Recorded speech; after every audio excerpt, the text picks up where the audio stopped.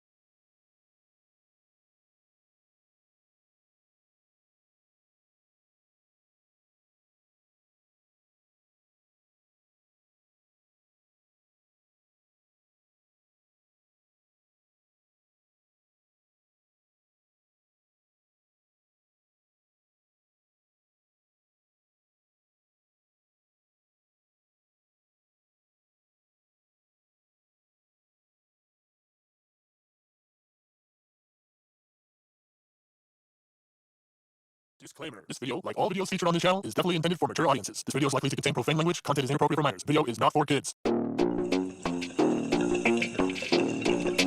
Welcome to the Dr. Greenthumb Show. Lord of mercy.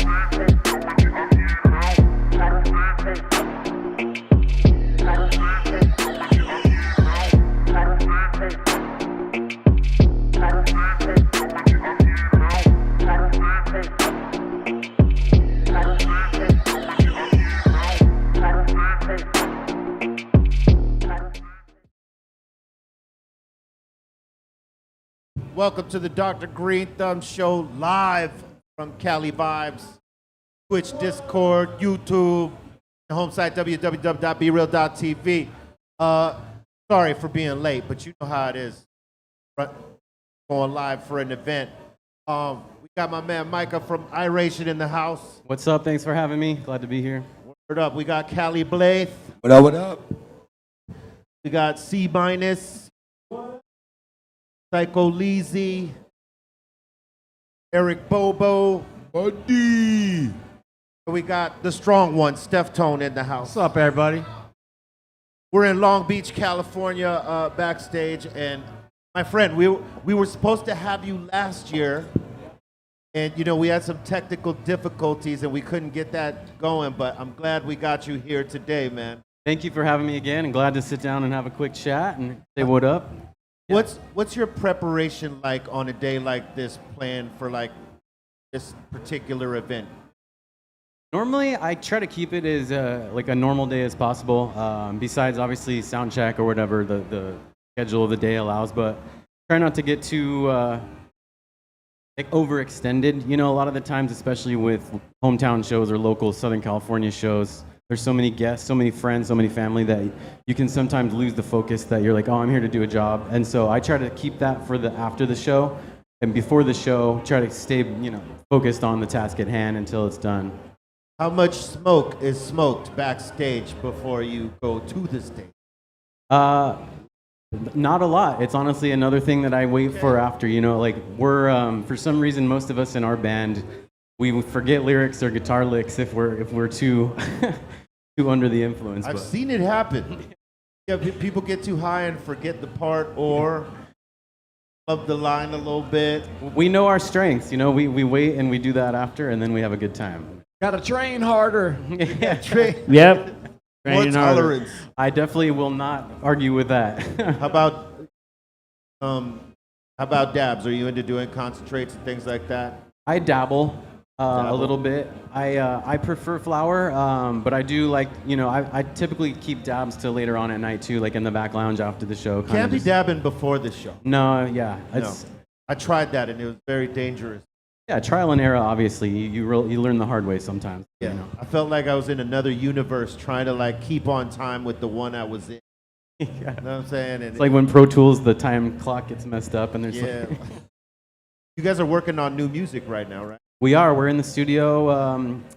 We've been steadily writing songs and in the studio like for the last 2-3 years without really having deadlines, just trying to keep the pedal to the metal and keep the momentum going. Once the tap is on, you just let the water flow, and so we feel like the best songs keep coming out as we keep going too. We wouldn't, there's songs that I wouldn't have written if I hadn't decided to keep on getting in the studio, and so that's the beauty of music is you never know what's going to come out of a session, Yeah, you got to keep the momentum going too. Like Definitely. when you're in that creative space. Yeah. It's good to keep the foot on the gas.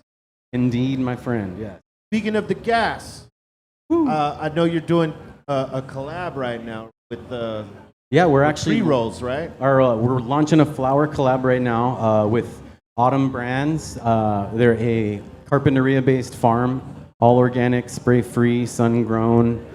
And we're doing a sativa, an indica, and a hybrid, and we're kind of launching the whole thing this weekend, activating. We were just at Catalyst in downtown Long Beach, did a meet and greet.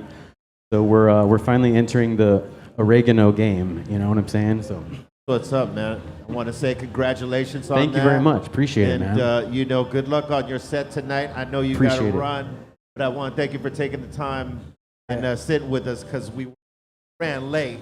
I'm honored to be here, so I appreciate you making the time for me, and we'll save you a couple pre-rolls. We'll leave them for you guys. You can give them a try. That's what's up. We're going to smoke some of them pre-rolls, all right? Bolton, can you go to something real quick? Can you go to something? Word up. We're going to be right back. Thanks, y'all. Right after this.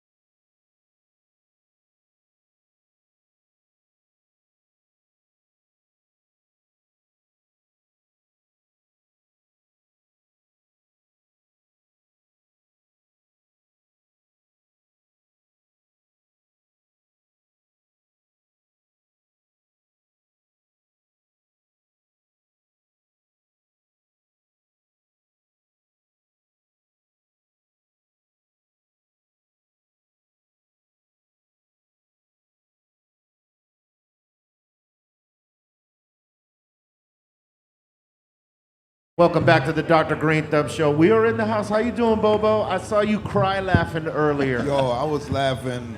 You were crying. I think the gummies started to hit me. You were crying and that's right. We did. Oh my God! We did some microdoses. I mean, I was hearing something that sounded like SpongeBob SquarePants on the music. I don't know.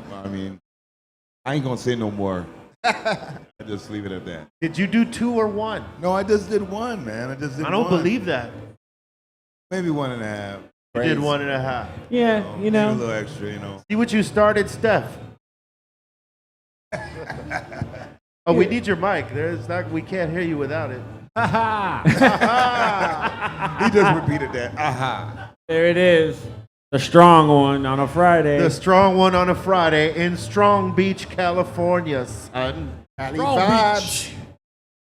Yes, this is kind of different for us. You know, we're usually in studio, but they gave us a setup back here, and it's a beautiful day in Strong Beach. Ain't it, Cali Blaze? It's beautiful. You got to bring it way closer, son. How about that? There you go. There you go. Better? Talk that shit, Cali Blaze. Tell me what to do, Chris. So tell me what to do. Hey, yo, what we smoking? You need one down there. Nah, Oh, we you got one. But I don't know what we're smoking. Runts. Smoking some Black runts. on this fine day. Beautiful. At Cali Vibes. It's a vibe. There's a lot of people out there. Cali Buzz is on the Cali stage Buds is on stage right now. right now. You know, when I was taking a picture with Micah right now, I thought we got photo bombed, and it was Cali Buds. Yeah. Yeah. Your cousin, bro. Yeah, man. It's on stage. Son. I was called Cali Vibes twice today. Like, no. Your It's Cali, your festival. Your Cali Vibes, Cali Today. Buds, Cali Yeah. Cali. A lot of Cali. Going around. Cali whiskey. There you go. Cheers. Is there anybody specifically that you want to see today? Les. I want to check out Shaggy. Shaggy, yeah. That's right. Got a dope show. How about you, C-minus? He got that Yeah, voice. Mr. Boomet. He also did Wasn't Me. It wasn't you, but It wasn't me. I don't know who I want to see. I haven't seen the lineup yet. Stephen Marley. Steph Marley, Damian Marley. Yeah, Yes, Damian there you Marley go. for me. That's- How about you, Cali? That would be my top with That was- Stefan and Dana. You guys think it's going to get real cloudy at 420 out there? Cali's band already performed. Or are they already baked out Earlier. there? Barrington Levy is who I would like to see. Yeah, Barrington Levy. I'd be down for that too. Boy! How about you, Steph Tone? Anybody that you want to go see today? Enjoying the day as it is. I'm not really familiar with the lineup. But Go enjoy all of it. we're getting it whether we're getting it or we're getting it. Right there. I feel you. Yeah, this is different. It is. It being in our setting, Crazy. but it's cool. Be outdoors. Feels good. If Sure you're on your is. way here, it's going to be a great event. So make sure you get here early enough to see who you want to see. Yeah. You're going to be hosting, right? A little later? Yep. Well, I'm gonna bring some people on stage tonight. Yeah. That's dope. That's dope. Um. Doing the Steve Harvey, Yeah. Chris That part. Rock. That part. Yeah. Hey, look, I'll tell you what, man. It's a dope experience. This particular festival. When you play it, audience is pretty fucking dope out there. Are they You know, ready? They're receiving everything. So, yeah, I think all the artists that have played so far played to a nice, deep crowd, Yeah. and you know, have played really dope sets. So, how you doing there, Bobo? I'm Get out of that feeling screen great. and get into the show, son. I'm feeling great. Woohoo! Banana peels. No, it's good. It's a great day out here. You know, rain. Let us have this nice day. Good music, good weed, all that good stuff. Oh, there's plenty of good weed all through this festival. You know, if you went on like with a smellometer, son, Yeah. you took a smellometer with you, you'd get. You know, what would you get? What would the percentage be if It's nice. It's 100%? Like if you from 1 to 100, 99.9. 99.9% gas. You know, what I did notice, and I don't know if you knew this, but Steel TV, and there's a few boxes of donuts, right? A whole lot of donuts. And there's a whole box there of all sprinkles. All sprinkled donuts. All for you. No, they were not for me. It said be real. It's for you. No, it was for you sprinkle loving motherfuckers. Yeah, I'll eat it. That's who it was. It wasn't for me. Like, does he know about Anti-sprinkles. this? In here? Shout out Dream Donut Truck. Yes, shout out Dream Donut Truck. The donuts look delicious. Did you guys have some? Yes, I had two. I had the matcha green tea old fashioned, which is amazing. Yeah. And then I had a regular OG glazed. How about you, Blaze? Did you have a glaze? I don't know what I ate. It was like, it looked like a pound cake, but it was good. Sugary as hell, but good. Yeah. Got you sparked for a Yeah, half a second. Kenji, you better not be taking pictures of my short legs and laughing over that. Because I see him laughing, and I'm like, Oh, wow. if he's laughing at my legs, I'm on to him. I see you, bro. Hey, don't worry. We're none of us could really touch the ground in these ones. Got so your you're legs safe. swinging. Oh, man. Yeah. Everybody's swinging today, son. Cali on a high chair. What was your favorite donut, Mr. Sprinkle Man? No. Glaze, man. All glaze. All I glaze. glaze it up. How about So, you, gee. Steph Tone? What'd you? I had one of those ones with all the crumbs all over it. You had the crummy one. I had a crummy one. All right, cool. I didn't get no donuts. They're good. I mean, there's still plenty over there. It's not Oh, like yeah. I can't have one. I just didn't have one. They're when I- there, waiting. Waiting, calling. You know, if Yeah. I could have a donut and a coffee right now, I would do Hey, it. that coffee, yeah. They got We had a coffee. long night last night. Yeah, we did. We didn't party per se, but it was just a long night because we drove to Vegas right after yesterday's show. Oh, the Right? day before. Oh, it's the day before. See, Yeah. that's how taxing it was. That's how taxing it was. Yeah. day We got before. back yesterday. We got back yesterday. Yeah. It's been a long couple days, I should say. Man. How was that? So, Sure. yeah. What did I do yesterday? I was supposed to go to get with Slightly Stupid for rehearsals, but because we had just driven back from Vegas yesterday, it was too much, and another session I had to roll to kind of rolled a little late, so I wasn't able to do it. But we gonna play a song tomorrow night with Slightly Stupid. Yeah. You gonna be here, Bobo? You gonna play, son? What? Yeah. Yeah. Yeah. I won't be in the portal, though. I heard him ask you. Yeah. I saw him ask you. Come on now. Let me ask you this, Steph Tone. When an artist asks you to play, Hurts. do you make yourself unavailable? Like, oh man, he didn't reach out to me, man. I totally forgot about that, but you didn't forget. I try to make time if I can. If you really wanted to play, you would make time, right? Yeah, for sure. You gonna make time, Bobo? I'll be there. I'll make time. I know he was. I was just I'll be having there. Bring the bongos. to give you the shit, because that's It's how gonna it be goes fun. around here. It's going to be There fun. are man. times when you just ain't got time. You know what I mean? Time is crucial. Yes, time is everything.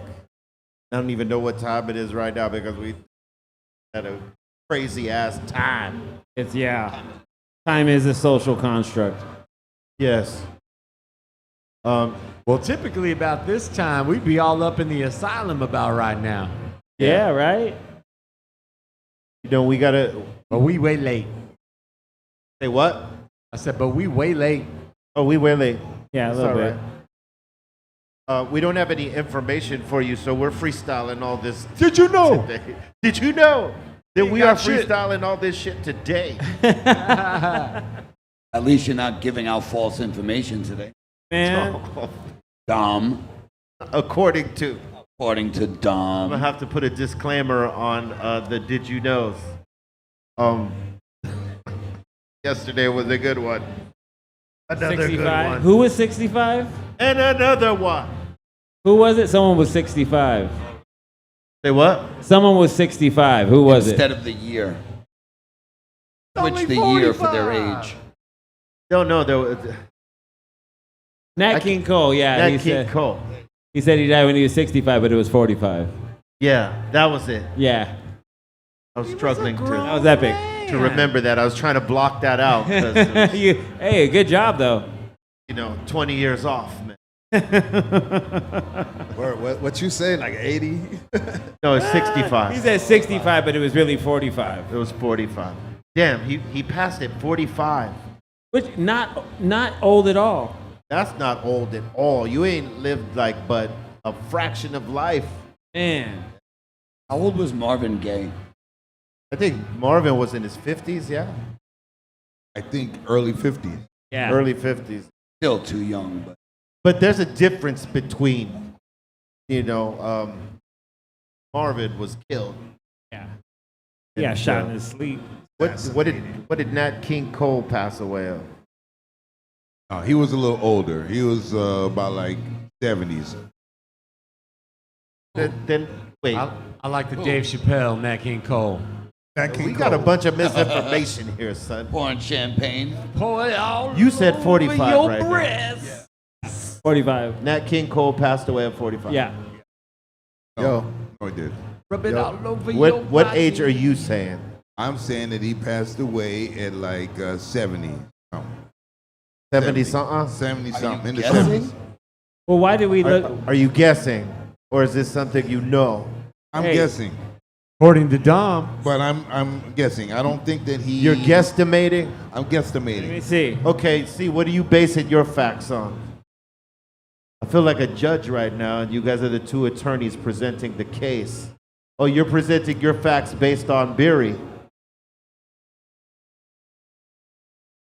Oh, this is not fair. While you're there, he's out there judging me. See, look at him. Look at Kenji. So on to him, man. You're right. Oh, wow. I know He the got that facts. gummy smile, too. We're both wrong. You're both wrong. He was 45. He was 45 years old. That's what C minus said That's in the what I first s- place. like- You were the Bo See? and Bo was wrong. So if you mean both of them by Bo as in you, yeah. Both of them. Hey, Bo he- and Bo were wrong. Oh, What hey. was that? The Heavenly last Years line Long. mushroom. It's a He gummy. said, no, he didn't. That gummy I was shrapnel? like, Stephens throwing out yeah, gummies. I was like, yeah. It's Gummies, right there. everyone. The last one. Okay, what did he pass from? He, Yeah, what'd he die from? I have no idea. Let's see. Oh, it What doesn't say. okay, hold on. Lung cancer.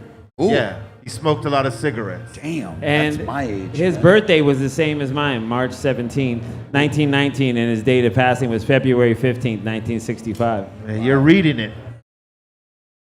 1965. Yeah, those are facts, Bobo. That's when he passed. Yes. Yes. Yeah. Okay, so we were 20 years off in the first place, like we said. Yes. All right, we're just trying to get our information right, man. Yes. It'd be nice. Be nice. It would be. It's supposed to be a fact sheet. A fact sheet. Well, we got a fuck sheet today. You got a fuck sheet. Oh, that's great. And with the fuck sheet, it's all freestyle. True. Gotta wing it. Freestyle today.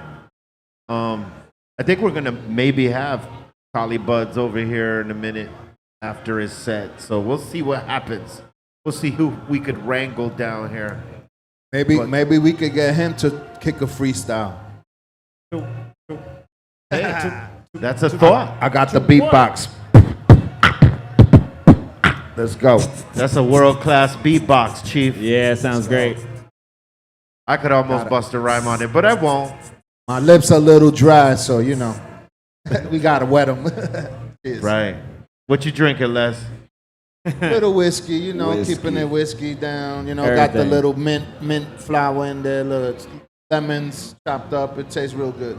I Professional right there. wet the whistle. Now that's a great crowd back there. You Yeah. probably can't see it, but We can. Reggae crowds participate. yeah, They they do. definitely get into it. It's some of the best crowds, man. They, What's his joint? The fire joint, the Around the World or some shit. yeah, he's got a few. Come around. Come Come around. around. Come around. Cali come around. round up, come around. Yeah, that thing blew up. Yeah. Fine, yeah, there you go. Sing it, Blaze. That's when it's gonna. It's one for the generation, son. And Sing it you on the know, mic. It's an ode to the stoners. It's a tribute. Yes. Yeah, Blaze, Salute to sing Collie. it. I just did No. a song with him not too long ago. A new joint. or I something. heard it. Yeah. I was back there. It All was of dope. it. Yeah. That So is dope. I don't know if he's playing it tonight. And Should. if he is, I don't know the verse, so I can't go up there Yeah. and do it with him. unless we had a teleprompter. But if he's playing it next year and we're doing this, I will learn it. So if he comes to me, hey man, Ready? you want to do this verse? I'll say, okay, I got it. He's I a got real you, yardie. man. That'd be great. Huh? That would be great. Yeah.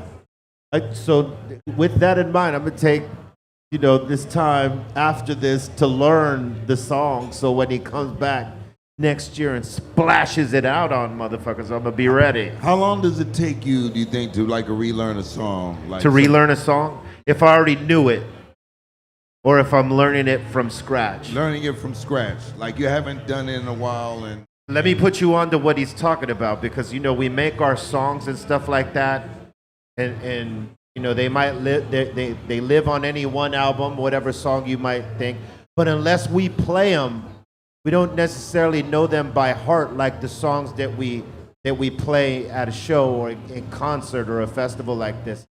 So what he's asking me is, how long would it take to learn one of those new songs, right? I could probably have it down in 3 days, but safely without like any hesitation, a week for sure.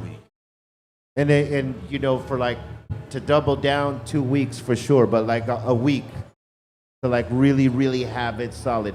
But if it's a song that we were already doing and we haven't done it in a long time, it was just let's say in the can, and we went forward with a different set list and we put this song away. Like for instance, Smoke Stone is the Way of the Walk.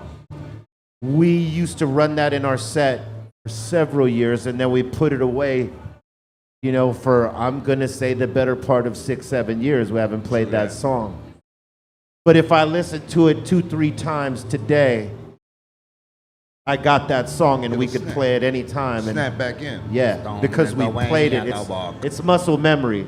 Right. If you've done it before and you took some time off, you retain it. It may take you a couple days to acclimate and get back on it, but you have it. It's in the bank. But if it's new, yeah, that takes a little bit of even if we wrote it, right? The repetitive nature of like recording it. And if you've done a video to it, there's easy access to the song because it's there. It's the newer ones that you never play. Those take like a week. Safely. How about you, Steph? Hear you. How long does it take you to relearn a song that you haven't played in a long time? We talked about this the other day for just a second. I got to tell you, Ray and I have been shooting a lot of playthroughs for all of our our catalog, and now that I have a video of the songs, all that anxiety I used to have where I'd have to learn the songs again, I just go watch it. Like I can practice literally just watching myself. You could see your hand movements and all that once shit. I see it, I'm like, oh, duh. How did I forget that? It's a good exercise, Yeah, right? because That's badass. Our songs aren't very hard, but when you start getting a whole bunch, Says you. you know. How about you, Psycho Lizzy? Takes me a few hours. I'll sit there. For a new song. Yeah, new song. I just, because I write pretty simple. I like to keep it simple. Right. For that fact. Yeah, because complicated songs, shit. boy, Yeah. You gotta fucking pronounce everything just like if you wrote one of those complicated verses with a whole lot of syllables and the fast flows Yeah. and all that. That's a lot to learn Yeah. in a short time. But I mean, if you got time to learn it, I'm like the new album we got. Like I'm pretty much going with that, right? Yeah, I feel like you're nice and ready for it. You got all that. I seen you do a lot of songs already. You're sounding good. Yeah. I could sing along with them. Even Be Real's because you've been living with it for a while. Yeah, I'm in the studio banging. I gotta learn some of those verses, Les, because I tell you, there's some complicated shit that I dropped on there. It's not like, that oh my crazy. God. I was listening to it the other night. I was like, that's fire. But That record goddamn, sounding good. like trying to learn that shit is gonna be take me a few weeks. And like a lot of the songs we did, like I just did your flow, and we just made songs like that. That makes it easy when everybody does that. It Yeah. makes the song more cohesive, I think. Yeah. And it makes it more of a song. Like, it's a song. Like, I'm not just coming out spitting some crazy shit. Yeah, we keeping that flow. I think that's what's important when you do music, like even collaborations. Like if you just doing one song, whatever, people just kind of sort of freestyle and do whatever the fuck. But if you're doing a whole thing, you got to sort of adapt. And like, if you let the flow, I sort of follow where you're going on that flow. If I lead the flow, you follow it. And that's what's dope about this shit. So I think more projects, if they do that, it seems more cohesive than, well, he did this, I'm gonna do this completely different shit over here. Got it. Sometimes that works. Not on every song. Sometimes, but sometimes that. How you doing, Bobo? I'm doing good. Tell me the truth. Did you I'm on do the two wave. or one? No. I just did one. And I believe him. Also, Bobo sent me some joints, like from our project that's fire. Bam. Cali boy, fire. Man, that's gonna be a great project too. So be on the lookout for the Matrix soon. Right. We were gonna pop off a mix, but because of the crazy sound clashing over here, you wouldn't hear it. Yeah. But it's significant for us. It'd be tough to like mix it. We're gonna make it up to you, I promise. Yes. Gonna pop another one. Okay. Oh, you said okay. It wasn't Okay. I mean, if we're all in it. I mean, I'm a team player. Oh, You he should said know aight me. then. No, I meant if you were going to. I didn't ask you to do Oh, one I thought right that now. you asked if we were. I'm like, okay. I think that one was sufficient All right, for all you. right, all right, You were all right. crying over there, trying to Man, get you I'm a bottle having- of water because you dehydrated so I'm fast. having a great time. I am. Having a great time. He was Great leaking. time. You were having a great time. You were leaking, bro. Yeah, I was leaking. You were leaking. Between that and hearing you complain about the food that you got. Yeah, that was the cat- leaking Puerto Rican, just straight up. Leaking Rican. You all right? You good? Yeah. Puerto Rican. Yeah. Oh my God. You got some more sprinkled donuts there? Sprinkles. Over there. Hey, them sprinkles. Some sprinkles. You need some nutritious. Hey, let me get some of them sprinkles real quick. Where's Oh, Bart's? Where's Bart's at? Yeah, where is Bart's? No, it just looked like him. Where is he? That If I know you don't love sprinkles, Saw the reddest face in the crowd. I was like, Dustin, He's creating the hate brisket somewhere. the hate brisket. Yeah. Brewing up some fury somewhere. Because hate carries a little bit more salt than love. Yeah. A His lot hate- of flavor in hate. There's a His lot hate of and flavor. cheese. Put some sprinkles on it. That should Check be out- a slogan, the flavors in the hate. The flavors of the hate. Here's Dude. here's my hate rub. Put- Hey, He doesn't rub it, he punches it. He Try does this that. on your meats. It's hate and cheese instead of mac and cheese. Just the hate and cheese. Oh man. Tell you what. Salute Seriously. to my man Dustin Bartz. He's not here, but yeah. He's furiously cooking somewhere. Furiously cooking up Sweating. the world's famous hate brisket. That's right. Drinking an IPA. Yeah. Hey, so they sent me an example of the song last night. Slightly salute to Miles and Kyles and the boys. Slightly stupid. Word. They sent me the sample. Bang it. They pretty much nailed it, huh? Yeah, when we play LA next, we're gonna call our bros. Be like, hey, can you come play this with us? So they nailed it. All right. Oh man, they nailed it, man. I can't. We gonna play that tomorrow. I ain't telling you what it is, but All right. it's that thing. It's that ish. It's that ish. Yeah. I love Yeah. that ish. I know what you're talking I mean, about. it's not. It I is love that probably one. not what anyone thinks it's gonna be, right? Because there's a lot of songs that they might think, oh man, they're gonna play Rock Superstar, or they're gonna play. I'm not even gonna tell you what it is. You could be right.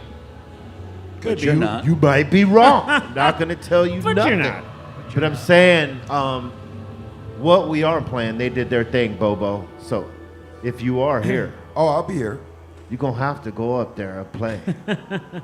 I already got the word. Or we going to break your fucking fingers, man.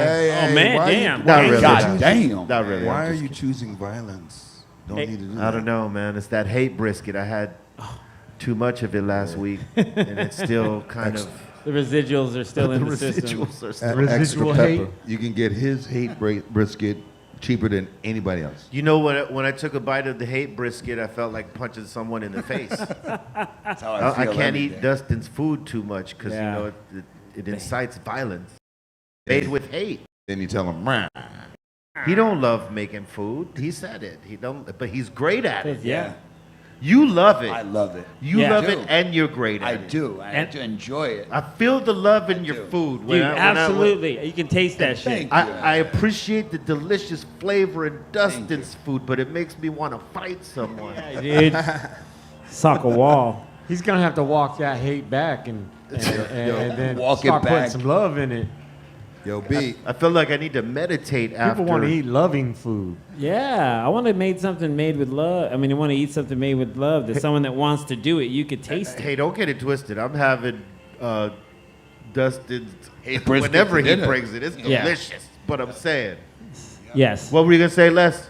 Yo, B, I was gonna tell you last night I seen that movie. We was talking about the Carlitos Way Rise to Power. Oh, you finally seen it. Yeah, I hear you. Yeah, You hear me, right? Whack, No, they didn't whack. need to do that one. Yo, for real. They did That- not need to do Like that. I tried to keep watching it and it just You know what? it wasn't working. B. And they had good actors. The problem is, it just like it was either the writing and the setup. The I think it style, was like, the actors. No, they had some decent Dude writing. was I think the writing wasn't so great, and they didn't use like it wasn't. They didn't use film cameras. It seemed like they used some in between shit, and the quality just was not there. The writing wasn't there. They had good actors, but But didn't they have a couple of Pachanga? boof. It was a sophomore flop. Didn't Pachanga? It was. Yeah. Didn't Pachanga play to two different parts in that? Yes, movie? but I don't think it was the same director. That's why. You know, it wasn't the same guy putting down the second film. There was someone saying, "Oh man, I want to tell this other story," and they invested in it. But like you know, if you don't get the guy who directed the first one on it, It's not gonna match. or up. the producer, it's not gonna match up, and it didn't.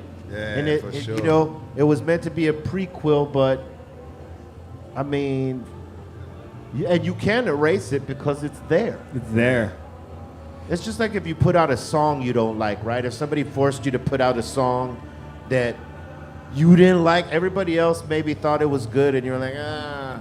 Like But- was this supposed to be like him as a young guy? As a kid, yeah. Not as a kid. He didn't as even a, have the, as a the young accent. man. He didn't even have the accent and all that like Pacino, you know? He just didn't. He wasn't the right casting, I don't think. Yeah. And he's not a bad actor. He just wasn't. He ain't They that just dude. didn't He cast ain't him that right. dude. Yeah. Could be he had a piece of the movie though, like. Yeah. Man. You know, he helped push it through, so he got a piece, son. Oh, Jason is behind it? Yeah, because he was like popping at the time. You know what I'm saying? Like his name was popping at the time, so they gave him. That was a good question. Everybody started fucking putting in there too, like especially on IG, motherfuckers like responded real quick. Yeah, don't Yeah. fucking make Godfather again. But in terms of Scarface, the Scarface we know is a remake. There's an original from There's an like, It's true. 40s or That's true. something. Yeah. Right? 30s. We don't want them to remake the version that just came out. Yeah. Is what Yeah. should have been said. 83, right? Or 82? Yes. The one from Al Pacino. Al Pacino version. You can't do that over. Yeah, no, you can't. Yeah, I can't remember who was in the first one, but there was James Cagney? No. I don't Something know. like that. That era, like 30s, 40s. Yeah, 30s. Somewhere around there. You know who I think would have been a good sequel after for Carlitos Way, like Benny Blanco. Yes. If they would have continued that story They with should. him, They could still do that because That you know would be what? dope. John looks still young enough, He still kind of looked the same. and a little bit of just like at the right age, Yeah. right? That But he that could would be the way You to have go. to age him a little bit. Yeah. Hey, You know so what I mean? If you aged him a little bit, like he's like still the boss, like That would be after I would taking see out that. dude, he got all the fucking respect. I would see that. I would watch that. Yeah. I'm surprised no All one's day. put that in John Yeah. Leguizamo's ear like that. yo, so the first Scarface was 1932. Yeah, Wow, 32. there you go. So I want to watch that. kind of makes it like an all new movie, though, right? If it's that long It's between. a completely different storyline. Yeah, it's not the same. And the people who saw it first were dead, basically, when the next Yeah. one came out. Yeah, but it's still a remake. Yeah. Still, you're correct. Correct. It is. Technically, it's a remake. Yeah. It's the same premise, just Right. a different kind of story. Yo, B, I also seen a Bobo movie the other night, too. Which one? Sleepaway Camp. Oh. Sleepaway Camp. Tell me about it. We saw that, didn't man. You did see we? We did see that, yeah. Like, What, yeah. as a group? Sleepaway Camp, huh? Man, Sleepaway fuck that Camp. movie. It's You a gotta sleep weirdo it back weirdo up. movie. Oh, for sure, it's a weirdo. There was a Weirdo lot of. movie. Yeah. Yo, we gotta get you Bobo in. likes the weird movies. We got to get you into the B movie night, Les. For sure. For It's sure. Oh great. my God, that would be hysterical. You and Blaze. Together. Narrating. Let's do it. For sure. What do you think the ultimate B movie is? Ultimate? Yeah. Attack of the Killer Tomatoes. Okay. Attack of the Killer Tomatoes. That is a strong fucking choice off top. Yeah. How about it, Bobo? You're B movie king. What is it? man, I had to say Schlock. Who? Schlock. Oh, yeah, you guys watched that. Did like, we the watch first that week. too? Yeah, you Schlock, did that at yes. the beginning. But that is a premiere B movie right there. All right. Schlock. How about you, Steph? Sounds like a curse. Evil Dead, I think is Okay, Evil Dead. Yeah, that's All a good right. is a total B movie. one. Tremors. Oh, Nice. Kevin Bacon. Okay, Tremors. Kevin Bacon. There's Kevin nothing. Bacon. Yeah, nothing- with the you know, worms, right? B movie 80s. Yeah. Nothing's more than Kevin Bacon. in True it, that. you know what I'm Yeah, saying? true that. How about you, Les? You got to. I would go with Maniac. You remember that? The Maniac? Yeah. Or what's another one? I tell you, Mother's Day. Okay. Mother's Day. All right. All horror flicks, but real B movies, like crazy. I'll tell Yeah. you one I think is a legendary B movie, and it's The Last American Virgin. You guys ever see that? Oh yeah. No. Oh yeah. Yeah, Because I that remember was like Fast Times, but Fast Times was the A movie. That is Last an A American movie. yeah. Virgin, that was the B movie. That was the B movie. Yeah. But absolutely. it was just, I mean, it was just as good. It was filled with skits the whole way. It wasn't your boy Nicolas Cage in that one. Oh, Dude. No, he was in No. Fast Times. He was in Fast Times. was in Who- Fast Times. He He was. was. He was in Right. another one like There that. ain't nobody. No, Valley he Girl. was in The some only other one that shit. ever made it out of Last American Virgin was the girl that had Hey. the curly hair that got pregnant. He was in Valley Girl. she That's what he she was. went and eventually was on That was a B movie. The Abyss. You remember Yeah. that? Oh, The Abyss. Yeah. That I think was her biggest role that What I about, can remember. What about C movies, Bobo? Are you gonna start running C movies on Tubi? No. We just gonna keep it B, and that's it. I can't No. go to C. I mean, I can't even sit no through a C movie. Sharknado. No, thank you. Or what was the other one? I mean, you did Cocaine Shark. Cocaine Shark. That's a D. That's movie. like a F movie. Yeah. That is Fucking some terrible, of the man. most Cocaine hilarious, Shark. worst It was hilarious. the It movie was ever. hilarious. The Yes. thing had fucking claws. Like, it's supposed to be a shark. What the fuck with those things on his arm? Cocaine Bear when he got down to It is a Depeche Mode. conversation piece. Look, it's a conversation piece. Exactly. It is a Dude. conversation piece. Hey, Cocaine Shark. I still need to see the Cocaine Shark. It's Cocaine the Bear was worst. great though. Yo, who would win in a fight? Cocaine Bear or the shark? Cocaine Shark.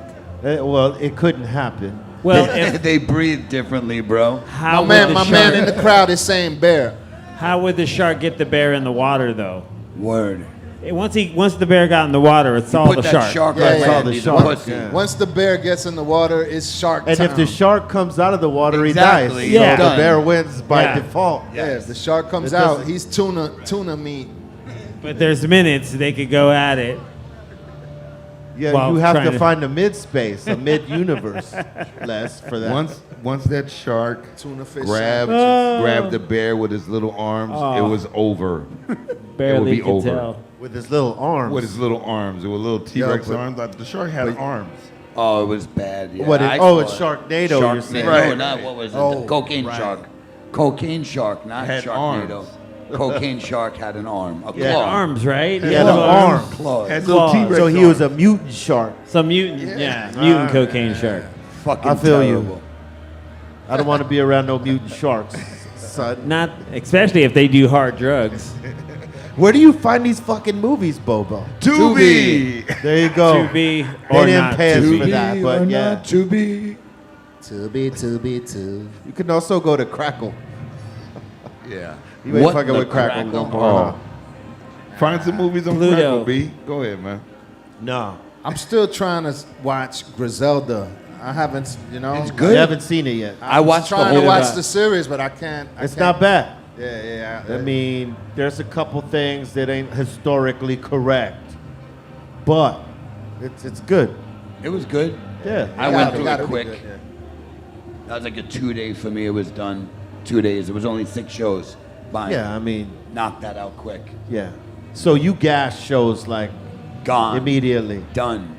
I'll How- burn through So something. if a series was like 6 seasons long, how long does that 6 seasons take you to How go through? good is that show? Let's just say it's a top. Honestly, I could blow through at least 5-6 hours a night. Easy. Wow. So how many easy. days for like a one season a day? Is that what you're telling me? I could take a season a day. You could Yeah. take a season a day, Bobo. Definitely. Dude. That's a lot of binging. Where do you got time for I don't this? sleep. Oh, you I- don't yeah, I sleep. don't It's sleep all good it at all all. happens Wow. in the vampire hour, That's huh? correct. All right. Yes. You're a vampire Not by choice. over there by Riverside. Yeah, bro. Vampiro. That's. I think I get Vampiro. high off the tweakers. Damn. Have you watched Fargo? Any of the seasons yet on Fargo? No. Really? No, only oh, the we got. movie. You know what? I tried to tell him Yes, about I it need last to week. Yo, hey, we should Cheers. just an experiment to see because that show is so fucking good that you will love it, and we want to know How long? how long exactly Okay. it takes you to watch 6 seasons of a I'm really in. good show. If Yeah, think you it- could track with Fargo because you know. I'll it's- go Yeah, it's fast. all good. Every yeah, single every, season. Okay. Every single one. Okay. Even if you think it starts slow, it won't. Thank Nah, God, I man. need something new. Each and every first episode, there's something. Great. Yep. Now I'm actually looking forward to it because I have nothing.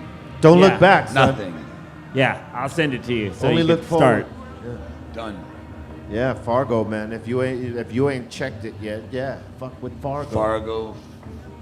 I'm not too. I'm waiting for Tulsa King to come back, man. I gotta finish Toast? that. What? Say what? What was it? Tulsa King. Stallone.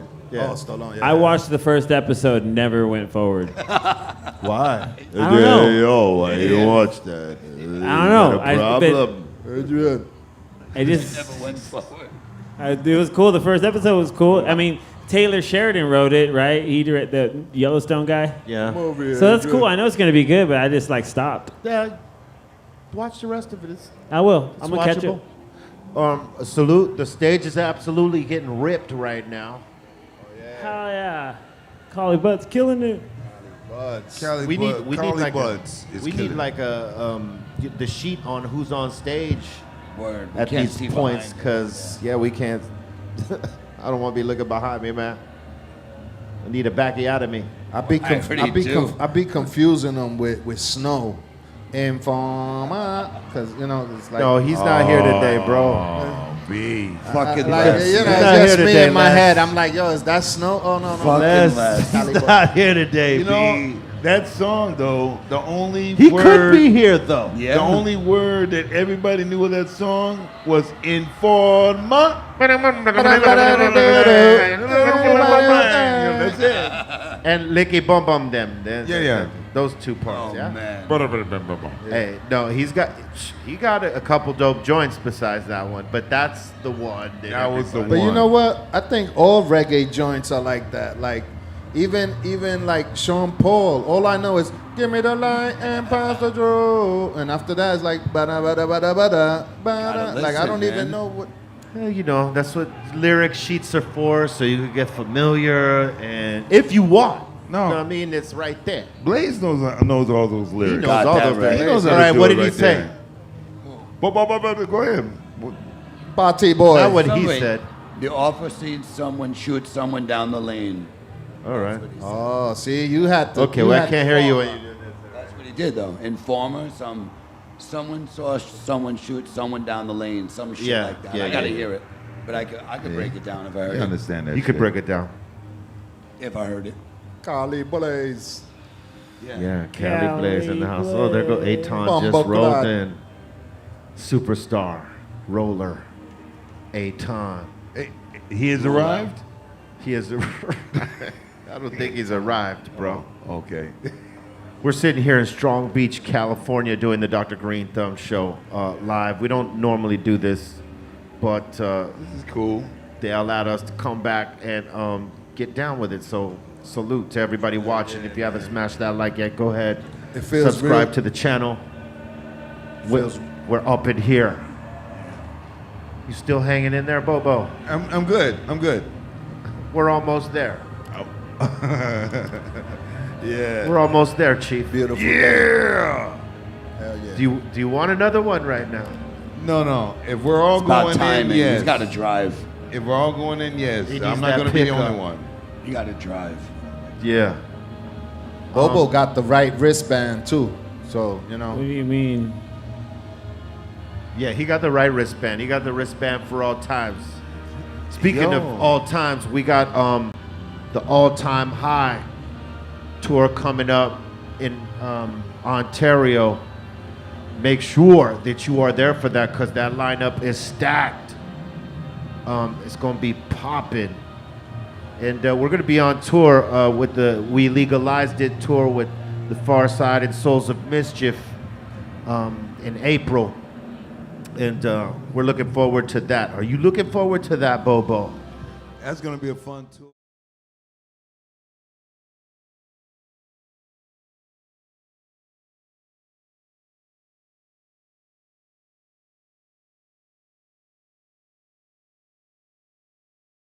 That's all gold school that night. It is.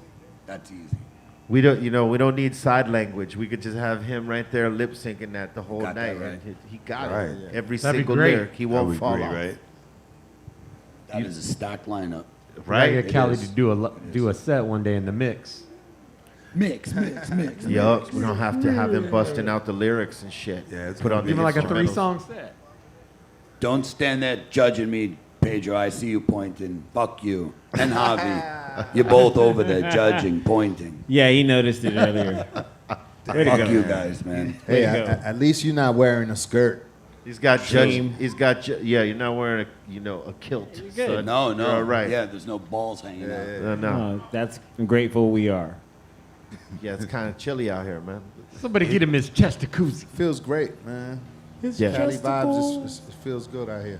Yeah, it feels good doing the show outside like this, man, and hearing what's going on over No, this is great. In nature. It's nice, I mean, it sucks that we had to deal with They should put us right on the technical stage, dog. difficulties. Technical. Right on the stage, bro. Man, that's a thought. We'll enjoy it Next right year. there. Right there. Be Right right, there. there. On the stage. Right there. In between all the acts, it's us. We could even join in, have our mics live, and we want to sing Yeah. with them, man. We'll do it live. Man. I like to see Blaze and some of the acts that were on earlier. We could play. We could do the. We could be the.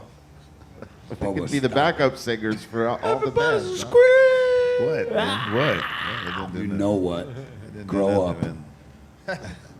Grow Don't up, look at me. Bobo. Don't look at me. Oh man, no. Grow down.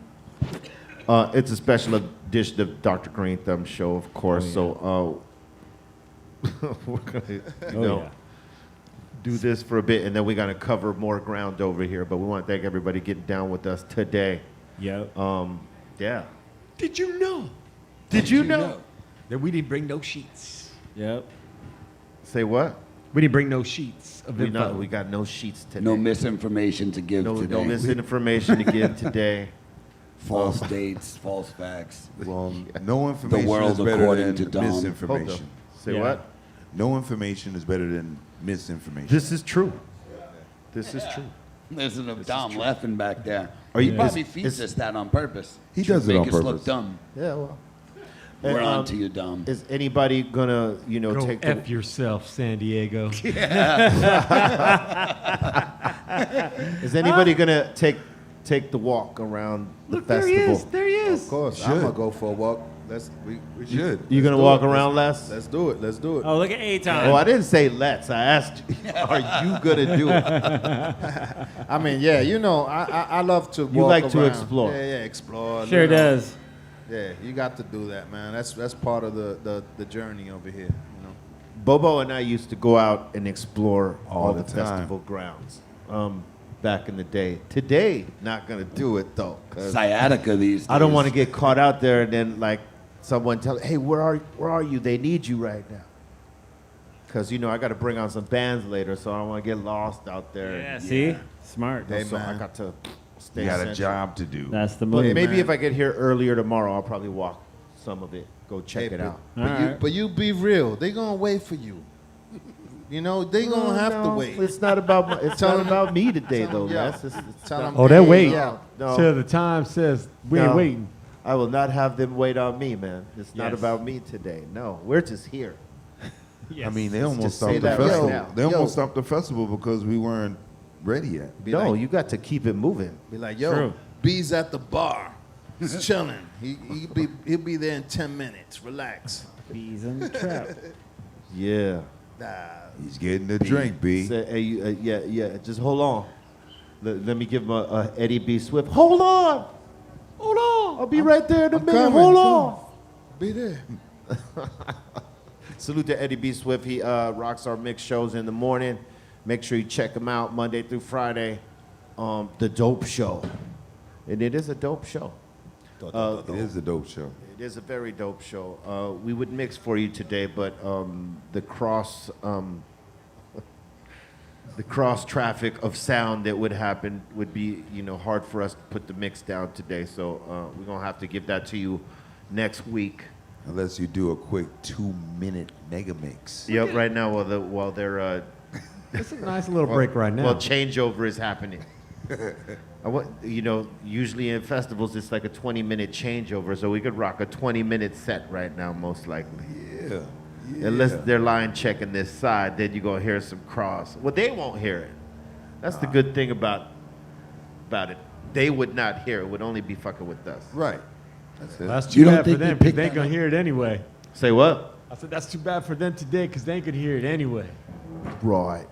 Talking about the mix, right? Yeah. Was that following along? Yeah, man. There's no Long. mix today, right? Say what? There was no mix today? There's no mix today. Yeah, that's what I thought. That's what I was saying. Only the drink that one of these guys might be having later. Might be having a mixed drink. Yeah, there you go. But right now, Hey, shout out to DJ Jerry, who brought his controller. He's Word. ready to get the Word mix. Where them donuts at though? where the what? Donuts. Oh, yeah. Oh, you want the donuts? Yeah. All right, let's take a donut break. We'll be back right after this. Sure. Yeah.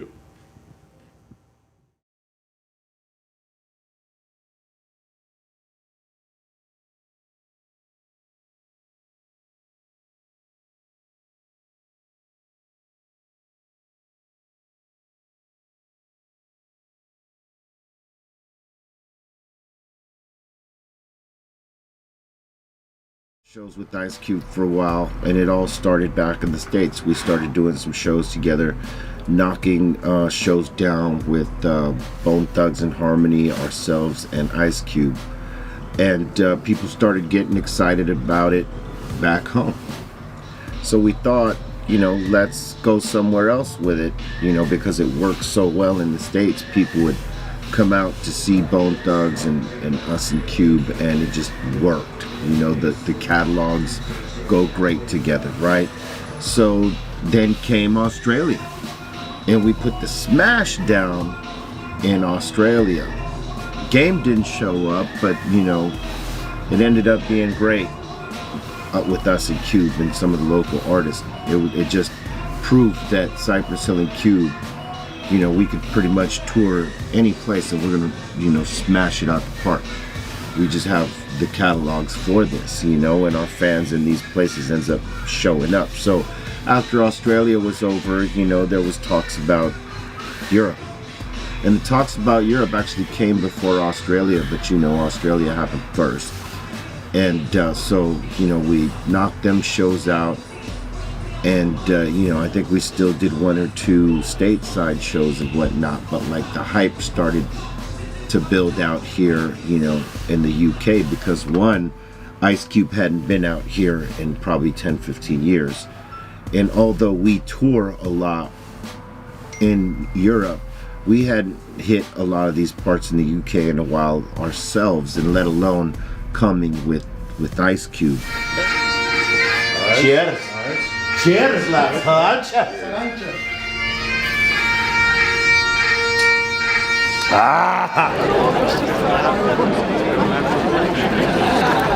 Got here, cold as fuck, but 12,000 or so people was here to see the show, and they didn't care about the cold, and they came and they represented. We knew that there was going to be a sizable crowd here, and you know, getting to Glasgow, getting to Scotland, you know, we'd been hearing that, you know, that we sold a lot of tickets, and it's probably gonna, you know, be sold out if not close. And sure enough, we get here, it's packed.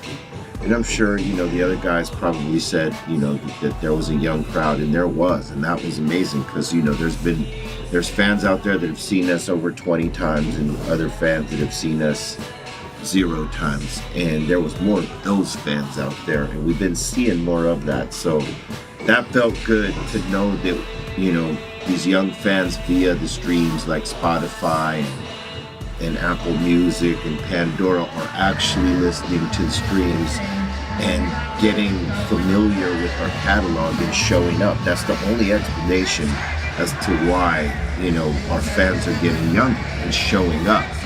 You know, there's some of the music we played, I would imagine that some of the people weren't born yet at the time that we released this album, yet they're out there singing the songs with us.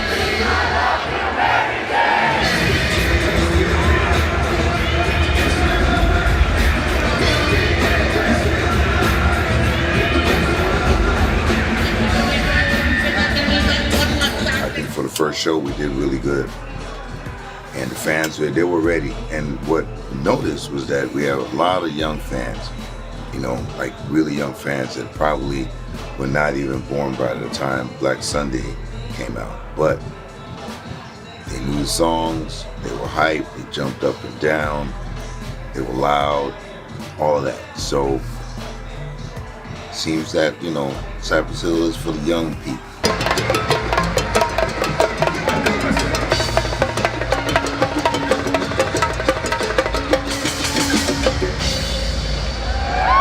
There was great energy out there. I mean, I think some fans, they wanted to go nuts, but they just wanted to absorb every minute of it. So they sort of reserved so that they could like actually process the experience, the first timers anyway.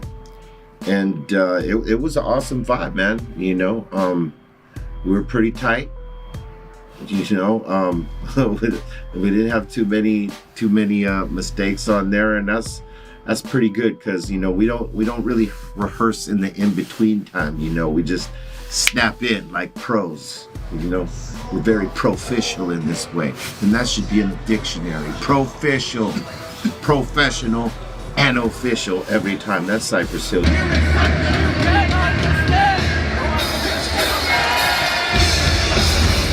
Unbelievable. I mean, the guys told me about, you know, coming out to Scotland. They hadn't been out here in a while, and how the fans were out here, and man, they really lived up to the expectations. It was amazing to see the crowd. The crowd that I was taken by was it's like a whole new generation of Cypress Hill fans that are out watching the show now. I mean, I saw teenagers out there today. It was amazing. So Glasgow, Scotland, man, it lived up to the expectations for sure.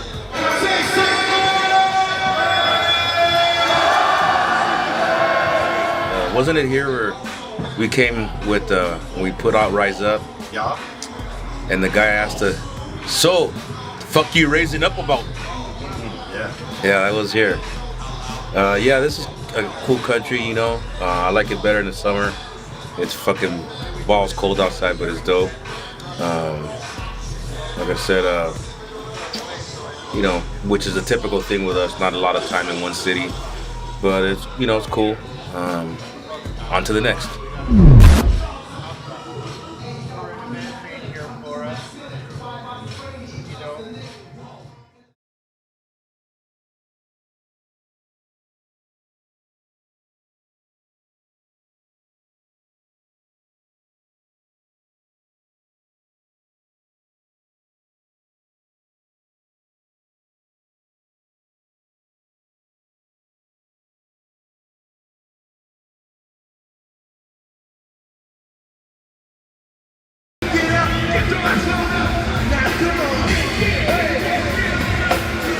You're an asshole for having me do it right here, but you know, because it's not like I can just smoke freely right here. What up? This is Sen Dog from Cypress Hill. You're watching Soldier Stories.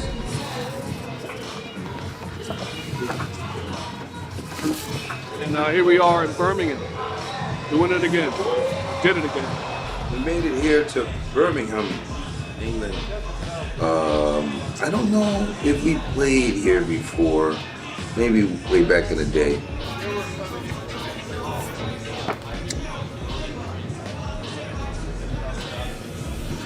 Well, guys, you told me I gotta smoke outside. This was the best I could do because it's freezing balls here in Birmingham. Not really, just smoking here because this is the most quietest spot, and just because. Anyway, we're in Birmingham, freezing balls. Last night was awesome to kick the first show off. We heard good things about this show here in Birmingham, that it was going to be packed. A lot of people bought tickets and are excited, and from some of the Instagram posts that we put up from last night, a lot of people in this particular city in the UK were like, oh my God, I'm excited, I can't wait to see this show, because they had been seeing responses from people in Scotland about last night's show. And the bagpipes, oh my God, you know, I don't know if we referenced that in the last one, but we had dude come and play you know, an iconic tune here or out there in Scotland with bagpipes to start off our show. Whole crowd started singing with the bagpipe player. It was awesome. So people were talking about that, and immediately these people here in Birmingham got charged up. So, you know, D12 goes on and they flip it. You know, people are out there, they're rocking for them, you know, and so it was just a matter of time before the almighty Cypress Hill go up and do the kill pop pop mode.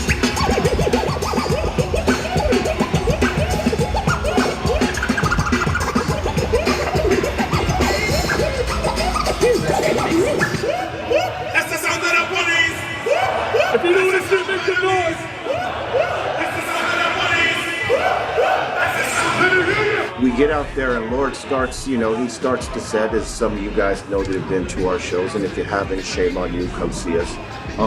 He destroyed it, and he got the crowd up, and usually that's a big indication, and we've said that before, but it is often the indication when they get up for the set that he does, we know the vibe of the place, right? So immediately from song one to the end, ripping with us, like this crowd was locked in with us hand in hand.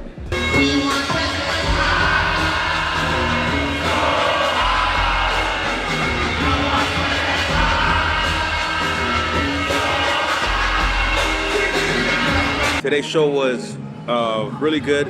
The fans were really into it, lots of good energy. You know, waking up to, you know, looking at Birmingham outside the hotel. Pretty nice city. It wasn't as cold as yesterday, but still a little cold. But we had a good time. Walked around and had some lunch, and then reported for work. after about a few games of phones, you know, we were getting ready. It was showtime, and the crowd was just hype. Been a really, really good tour so far as the shows. You know, two down, 4 more to go for us. But it's crazy how the people are really getting up for, you know what we're doing, and for hip hop. This, younger generation is really embracing, the OGs. Say we are the live side. We are the live side. Say we are the high side. We are the high side. Say party over here, fuck you over there. Party over here, fuck you over there. Say party over here, fuck you over there. Party over here, fuck you over there.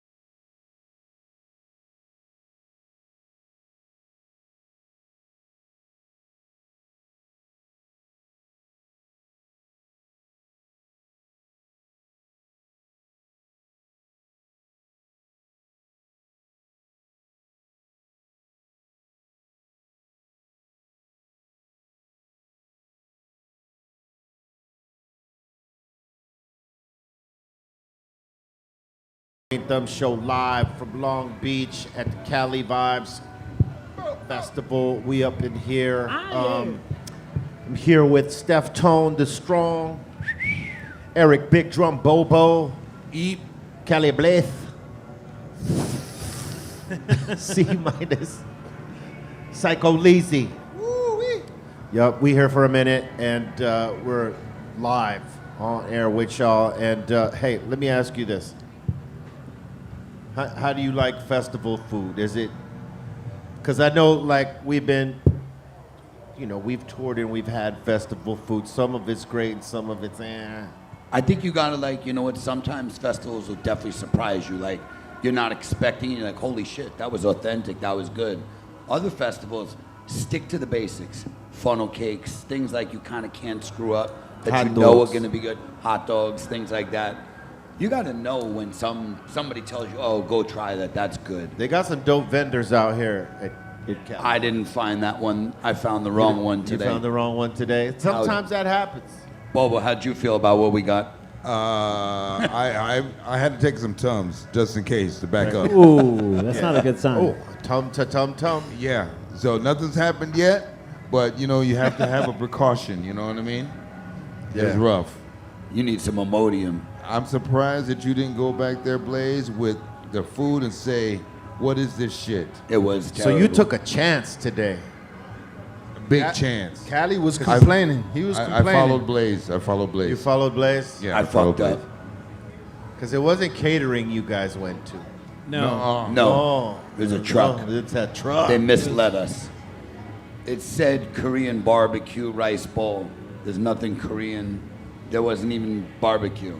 What do you think the most sought out truck is today? Is it, like a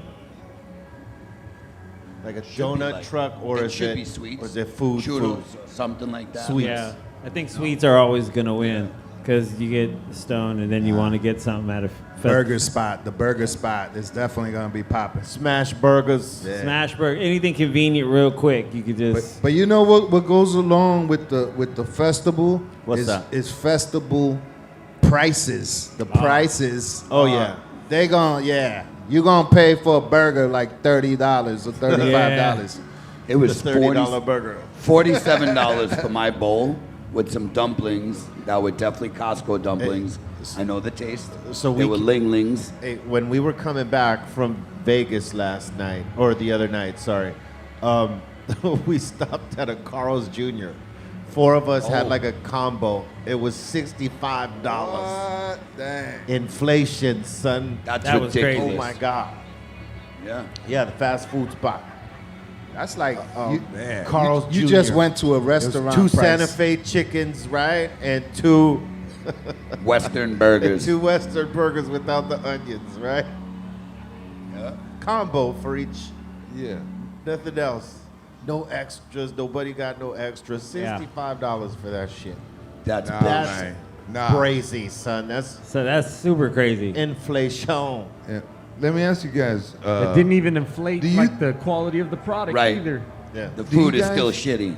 Do you guys think that in a festival, the food should be food trucks, like a variety of food trucks, or should it be the venue itself, like giving up their food? Combination. Yeah. That I way think you they got should choices. just be vetted. Yeah. Let me that way taste your food. you got choices. That's what I think. But I mean, y'all made an ill decision today. Apparently, I didn't have none of it. They followed me into the flame. Yeah. You shouldn't have came. And the thing was that we didn't really analyze it Nope. until we sat down to eat it, and then we saw the morsels of cat meat. Yeah. Let me ask I you wish this. it was cat. Let me ask you this: when it doesn't agree, and you got them bubble guts, are you stepping in one of the Andy Gumps? See, there was bars in that. I don't know if you heard Hell that. yeah. But, Wow. or do you dare step in, or do you try to hold it as long as you can? That's a tough No. I'm gonna Plop, go across plop. the street to like the Hilton. Yeah, go to and the I want to go Hilton, over yeah, there. go. I'm gonna leave off site. Off site. He said, I'm off site with I'm this off shit. site, man. I ain't going to Andy Gump. There's nothing here up to par. No. Depends Not on at how. this point. Well, after a whole day, it's tough. Hey, it really depends on how strong you are. Yeah, Can don't you wanna hold it? You know, you shouldn't hold it. You need to go. You need to let it go. Yes, Like when it doesn't agree, bro. Doesn't agree. Don't take a chance. let it go. Let yourself Go. You used to listen. You must like that donut. You still have it right there on top of the deal. Yeah, I'm saving it for later. You're saving it for later. Why? God There's no dang. more of that one. There's no more of the matcha donut. No, there's more, but don't That's want to all- waste. That's all about you can handle right there today. Yeah. I feel you. What about you, B? When you go to festivals, you have a favorite? Something you look for? That's not really much that I look for, you know what I'm saying? Because we deal with catering. But I'll tell you what, back in the day, we just be checking out whatever. But most of the time it was the sweet stuff, like the funnel cakes and crap like that. See, that's All the the best. shit that was very sugary and not good for you. Yeah. You know what I'm saying? Yeah. But these days it's a different get down. You're not looking necessarily for that. You might have it, but you're looking for better options. Yeah. Salute. Hey, yo, it's popping out there right now. Like You hear it, right? people are going It's a crazy. good-looking event out there right now. A lot of people out there. Who that is? A lot of stuff. It's filling up for sure. It's Cali vibes, man. You know when people start taking off their shoes and going barefoot, you know it's lit. Yeah. At Cali Vibes. You know, like if I see that at a festival where everybody's taking off their shoes and just walking around. That's nasty. Funky No. feet. Don't misunderstand me. Yes, there is a thing with that, but I feel safe. Who takes off their shoes, man? It's safe. You know, yeah, I get it. Everything is gonna be smooth. Everything's gonna be smooth. I mean, mean, what do you think is gonna happen to you, like from a guy or a girl that You goes might get into karate kicked in the face. I don't know, but yeah, you know, I mean, Dirty foot. dirty foot. DF. But that's all right though. I mean, they are going to some of those anti-dumps with those shoes on, though. I mean, it just sounds. It looks like peace to me. Is all I'm saying. That's fucked up though. Kicking you with a dirty foot. Like, pow! I think it's more fucked up kicking you with a boot on. Real quick. Mud For the foot. people that lose one shoe, and they going home with one shoe. Like, how do you lose one shoe? Seriously. One shoe. You maybe One took shoe. too much, of whatever you took. You're lucky Mushrooms. You maybe like went on a trip and said, "I don't need this fucking shoe. Yeah, I mean, This ain't a part of my journey today." Hold up, boom, throw my shoe out, and I'm like one foot lube. Colton has his flip flops on. Say what?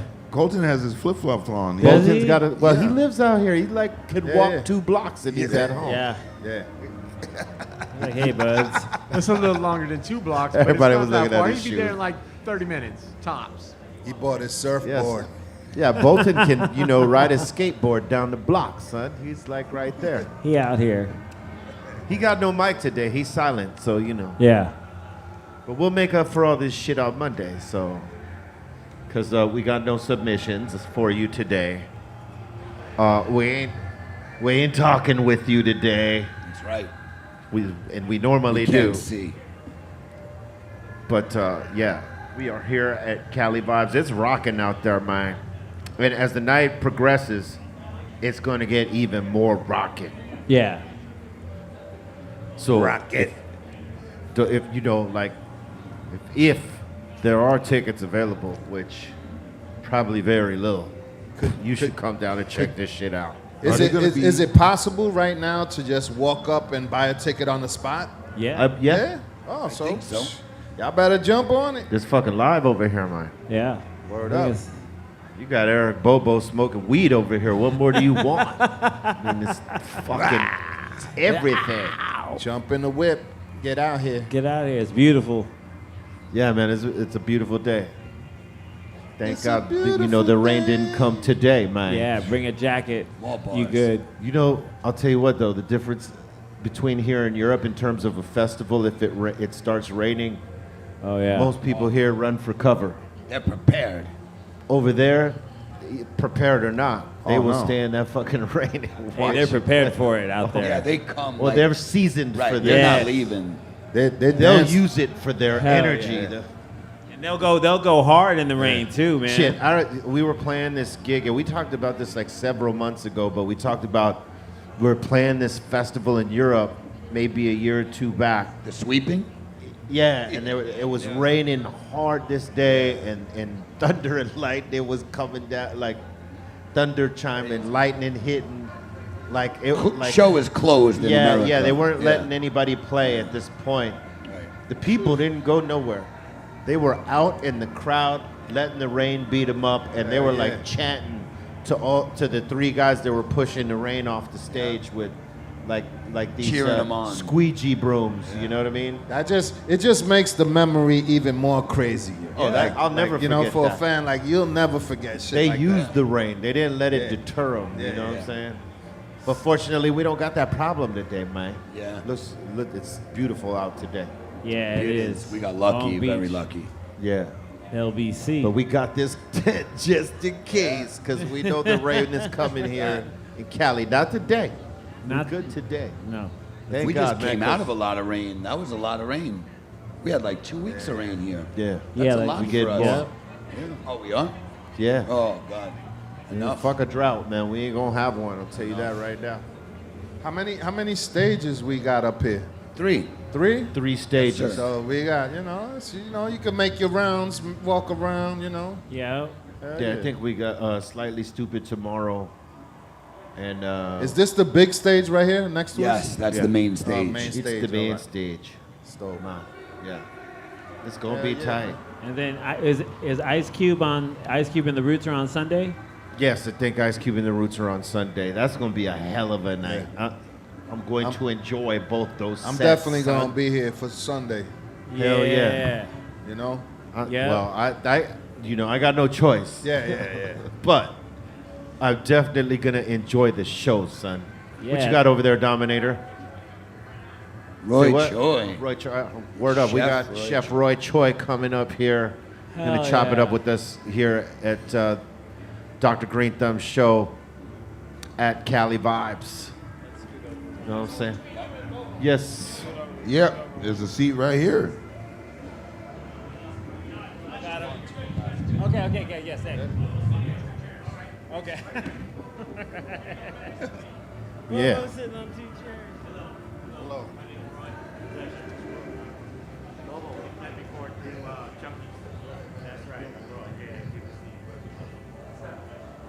Yes.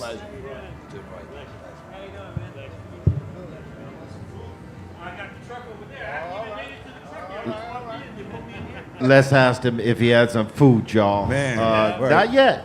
We Not should yet. How have you waited. doing, man? You a chef, you got to come with it. Yeah, that's true. I got caught off guard on this one. Usually I got burritos in the pocket. Yeah. Usually. Every show I used to go to. Pulling them out from everywhere. I'll take one, please. We got done dirty earlier. How you doing here at the festival, man? How have you been enjoying it so far? I just came in. Oh, you just came in? Yeah, I just came in through the parking and I met Nick. You ain't had a second and they brought you in here. I ain't I'm had a sorry. second. Yeah, that's why I don't have burritos with I'm me. so Otherwise, sorry. I would have them. You know, I feel embarrassed. I'm sorry and I'm sorry. It's okay. This is worth it. Word up, man. And my edibles were just kicking right when I ran into Nick in the hallway. Nice. And now I'm here. Oh, so you took some so edibles life, before life you got is here. like that, right? Yeah. So you're edible over flower, or you do both? What? You know, What do you prefer? I've been flower since I was 16. You know, and we're in the same generation. And but the last 5 years has been edibles. I really like it. What do you feel the difference is in them for you? You know, being a little older now and having some responsibilities, it comes up from the ground up. Yeah. So I like that. My head can still stay a little focused. The creep up factor is everything, the right? Creep up factor is everything, and I love how it feels up in the mouth. You know, as a chef, it really I get like superpowers in my tongue. You know, from it. Have you tried RSO capsules or SHO capsules? No, I'm ignorant on that. I'm just a dumb cook. Can you educate me a little bit? Well, yeah, it's Rick Simpson oil in a gel cap and solventless hash oil in a gel cap. It's the same thing as having an edible, just more direct, a little bit more potent. And faster? Fast. Well, digesting it takes a couple hours, but when it hits, yeah, it's significant. Okay.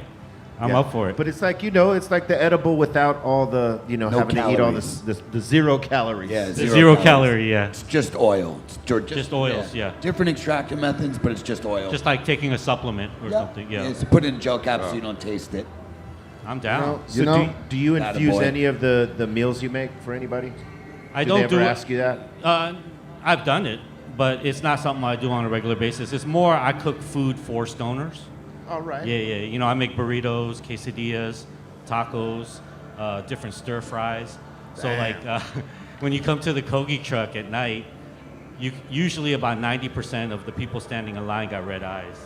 You know, so which is great. You know, know and what so it is. They're they coming know for what that, it is, yeah. and I know what it is, and so we're connecting. Just like when you play to a crowd, and I know exactly who the audience is, and so we make the flavors like, because when you eat stoned, like your flavors and your ability to taste flavors jump around. Yeah, I your think. flavor palette is right? open. They get enhanced, right? I agree. Yeah. And Everything tastes good. Yeah. Or bad. The thing If it's with bad, it's or worse. bad, yeah. To me, your Kogi trucks really almost had it. was the real opening for like the food trucks on social media and everything like that, and really got that buzz. And I think that after that, people were copying that. But how has that been? How did you start that Kogi truck? Yeah. Because that was like phenomenal when that started. That's 100. We started in 2008, right when the iPhone just came out and Twitter just came out. And me and my crew, we all lost our jobs. We were all like jobless for months, and we didn't know what to do. But we were all food and beverage people. And then one of my guys, he said he had a connection with the truck. He's like, what if we put Korean barbecue inside a tortilla? We go out in front of the club. So our business plan was we go to the clubs at 2 a.m. and serve these tacos. We were just trying to make like $600 a day. It was like mixtape level. Vampire hours. But it was the Twitter. It was the Twitter that just went crazy. Yeah. Twitter and UCLA, and we just went viral. And shit went from like $400 a day to like 3,000 people in the parking lot. It was crazy. 4 trucks, or 4 or 5 And 4 trucks, trucks, right? 4 or 5 That's trucks. hell of yeah. an uptick right there. Yeah, man. it was a bonk toke. Bonk toke, except. Were you ascension. ready for it, or did you have to like No, ramp up immediately? I think it was like a born ultimatum ready. Like it was all built within us because we had worked in the industry for so long, as cooks, as managers, and when it hit us, we were prepared, but we had no idea what the hell was going to happen. Nobody knew. You know, like Twitter was new. We were coming off of MySpace, and no one knew really what this was going to be. So Kogi was like a really fun thing that people could use Twitter for. Our history is like we were like a scavenger hunt all throughout LA, South Bay, Carson, Long Beach, all the way up to the Valley, through dope. South Central, everything. And we would post up our location, and then people would just go and come up in line. They'd wait for like 3 hours, you know, for a burrito. That's great. But it was cool, man, because it was like it was a time where people could smoke in line, they could hang out, they could read a book, they could talk to somebody, meet somebody, and nobody was tripping. It created a foodie culture. Yeah, You know, it created did. a foodie It culture. did, Yeah, definitely. where people would like look to go wait in line, you know? Yeah. Right. But in a good way, because you would be like, yeah, you know, they would be stoners. So like spending 2 hours in line and having a treat at the end when you're stoned is not that long Yeah, a yeah. time, No. right? It's not Yeah. that long a time. Yeah. Let me ask you something. How many people in your truck are getting busy like right now? Like how? Are getting busy? Like in the truck Well, working. right now, I got a truck right over there. There's a crew of 3 cooks and 1 manager. There you go. Yeah, How fast you guys are whipping? Oh shit, man, my like- whole crew is Latino, man. We run it up. How We many- run it That's up, right. baby. Like, How many all people, day. How many All people day. do you think you'll see over Yeah. the course of the weekend? The weekend will be in the thousands. In the Probably, thousands. yeah. Yeah. Probably do like 800 to 1,000 people each day. Easy, I think. Easy, yeah. We were recording our Diamond Eyes record years ago when you guys were parked out in front of our studio. Uh-huh. And it was early evening and it cleared the whole studio. Everybody went out there and was Oh, waiting really? for it. Oh, man. Yeah. That means a lot. We got history together. So. Man, And it was at that You're time well when known when here y'all in was- this circle. Oh, thank you, B. I went to the one, the truck will be in Eagle Rock. That would always be packed. That's our original spot, Bubble. I was York there. and I Eagle was Rock there. Boulevard. Yep. I was That's there. our original spot.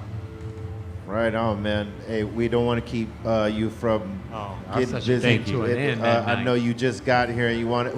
Who you looking forward to seeing tonight? If you I'm looking can? for Barrington Levy. Yes. Come on, Right we got to on. go OG. Yeah, first. legend. There you go. We got to go legend Barrington first. Levy. We got Iration later, That's right? right. That's right. Stick figure, I think. Right on, man. Let them know where to find you. Kogi truck, man. LA, streets of LA. You know, y'all know. From You South already Bay know. to the Valley to South Central.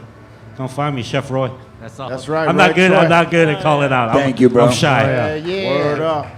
Thank you, Roy. Thank you. It's an honor. Much love, man. Word up. Hell yeah. I'll see you at the truck later. That was cool. Yeah, man. Yeah, thank you. We're gonna thank have you. to call Roy for one of our events, Oh, man. for That's sure. cool. Bust out. I need. Yes. Yeah, I need to go. I think he makes If we it could get burritos. lucky, you know what I'm saying? Yo, Korean barbecue on a taco. That's Yeah. that's Yo, next Evan, level. It's the bomb. It's the bomb, yeah. We That's gotta go next visit. level. We gotta go Now, visit. if we knew that he was going to be here, We wouldn't have ate that shit. exactly. Yes. Oh hell yeah. Absolutely. Is that good, huh? Yeah. I'm mad Ours now. was that That bad. happens.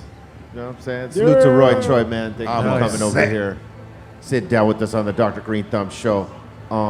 People are going to come in and out because, you know, they're doing things here. You know, playing sets. Yeah. Busy day. Busy day. It is. A lot of people coming on and off. Every time I look back, there's a new act. I mean, they got a lot of people. I think 1 or 2 o'clock the stage started. So Yeah. it's a long day, man. A lot of musicians. I got to say, Bobo mentioned his name earlier, and Roy just mentioned his name right now. One of my favorites coming up, Barrington Levy. Absolute I legend. mean, the catalog. What's your favorite Barrington song? He got a few of them. Damn, that's a good question. Because he got too many. Yeah. That I'm too Black experienced. Roses. Yeah, Black Roses. Like, Yeah, that's the gem. His whole shit, Broadway. Yeah. Broadway, that could broader than Broadway. Than Broadway. Man, his catalog is ridiculous. Yo, to me, he's like the James Brown of reggae. Who? Barrington? Barrington. Like, think about it. He's legendary He is. just like that. Like, he comes from back in the days. Anybody in the golden era of hip hop fucks with Barrington Levy for sure. Hell yeah. And obviously a reggae, you know, that's the roots. Dancehall.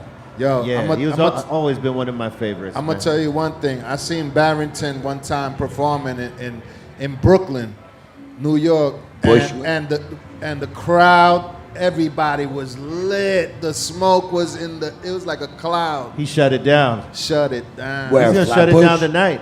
I'll tell you Flatbush, that. East Flatbush Park. Yeah, East hell yeah. Flatbush. Yeah. He's gonna shut it down tonight. Trust on that, because there's a lot of Barrington fans out there. All of them. And salute to my man Sherbinski out here. Yeah. I see you, bang. He's gonna come up in a minute and chop it up with us, and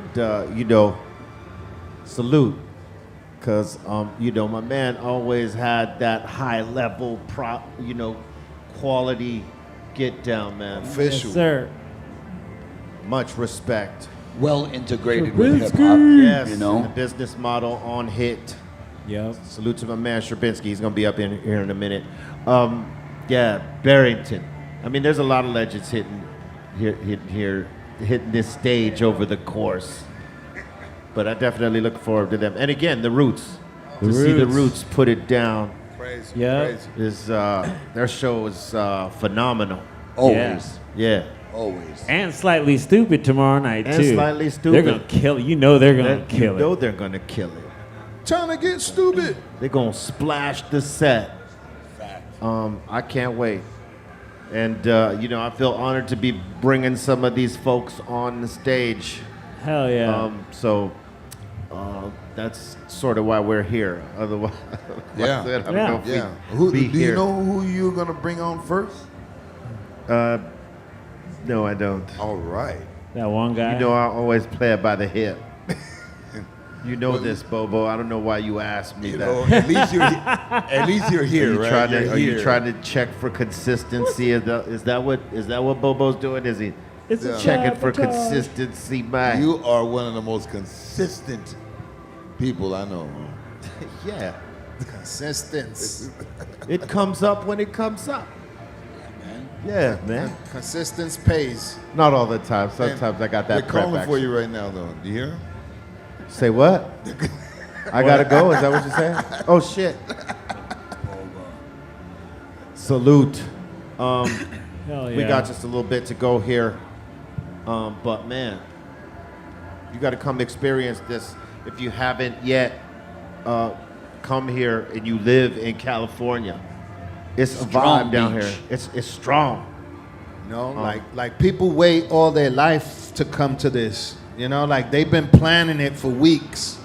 Cali Vibes and Cali Blaze, they can't wait to be here. Wow. Coming to And Cali Vibes to smoke some Cali Blaze. And they dude. finally here. Put that together. you know Stars what I'm have aligned. I mean, that's a dope title for a festival, Cali Blaze. Yeah, right. That is. Blaze. Yeah. Cali, we blazing. Cali. saying? Well, everybody would have to be smoking, like everybody. We can make that Can't be happen. one person not smoking. We'll throw them out. Everyone. They get thrown out. Boo this man. Hey, you're not smoking. Out of here. Boo this man. It'd be like one big smoke signal. Yeah. You know what I'm saying? Yeah. We'd You be have sending to. smoke signals to the other cities. We're over here. And we're loud. For real. Yeah. There's a whole bunch of people falling asleep in this motherfucker for sure. What up, Steph Tone?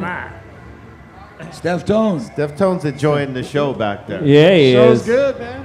How they doing, Steph Tone? They tearing it up. I'm having a good time. Yo, Steph Tone, we got a banger.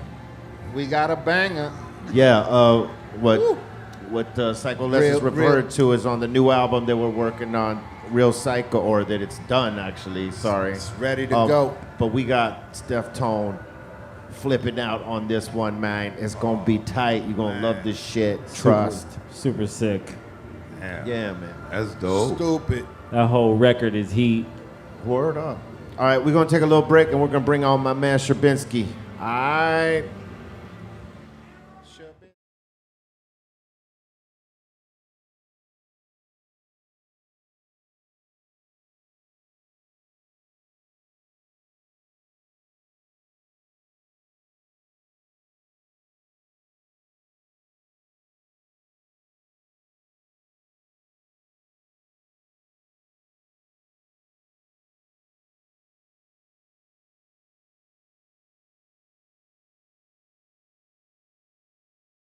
Cypress Hill is walking to the stage.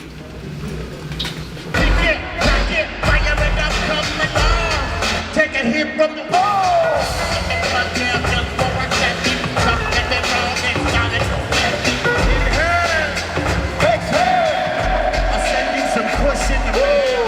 First show, it was a good show. Second show, it was a better show. wow, look what Kona flew my way. Am I saying the right things? What up, world? DJ Lord, Cypress Hill, 2023. Soldier Stories. Just got finished eating some good ass fucking chicken satay. Nice spicy Indian food. I'm ready to talk some shit.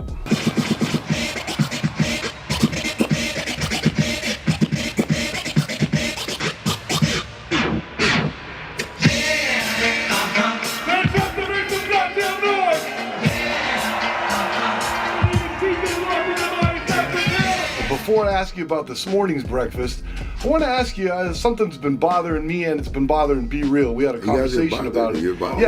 The other day you missed a breakfast, and it's kind of unlike you to miss breakfast. You're usually the first guy at breakfast. What was up with that? 3 letters. What are those 3 letters? SHO. I was at the show. Well, I'm gonna start with last night, which we already talked about. The show was amazing. The energy was incredible. Salute to the people in Birmingham because they burned it up. It's cold as fuck last night. We took about a 30-minute drive to the hotel after the show, and everybody quickly went to their rooms to shake off the dust. I hit everybody with the nightcap, meaning, are we gonna do a last joint smoke before the night's over? Because this is what we traditionally we do after a show.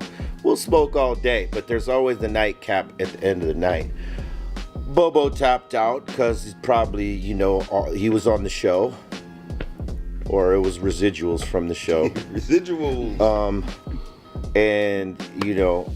Lord, he went and guested at a local strip club and gave people dances. Whoa. This morning, 2-hour ride to Manchester.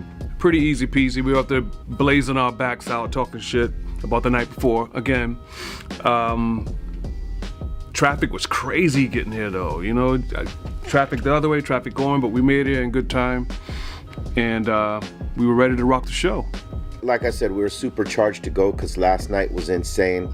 And so we thought tonight is probably going to be crazy too. Now, I got thrown off a little bit because as we've told you many times during Soldier Stories, Lord's set is the indicator on whether they're going to pop off or not, right? And Lord will splash him with some heavy shit.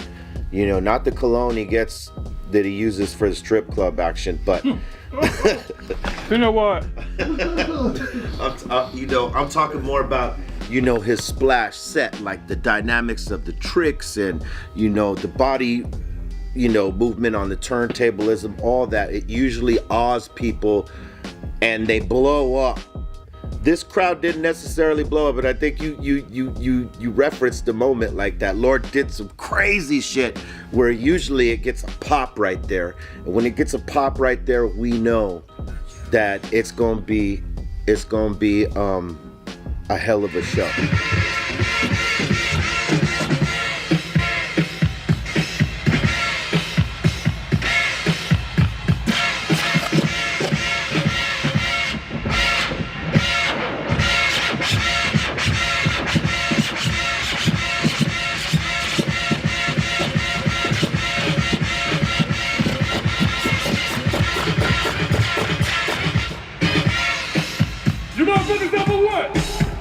But it didn't happen. The pop didn't happen right there. Lord on the turn goes, oh.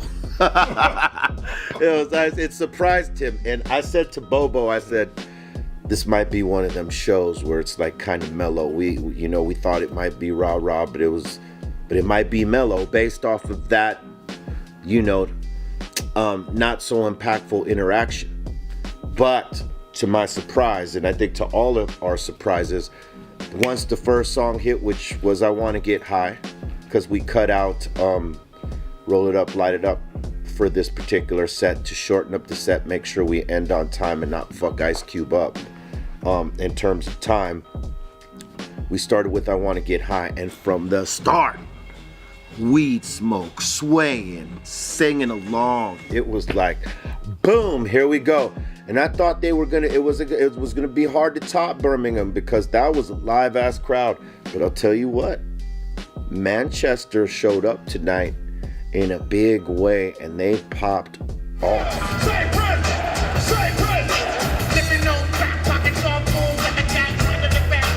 It was raw energy. They were eating it up. So it was a great show all in all. We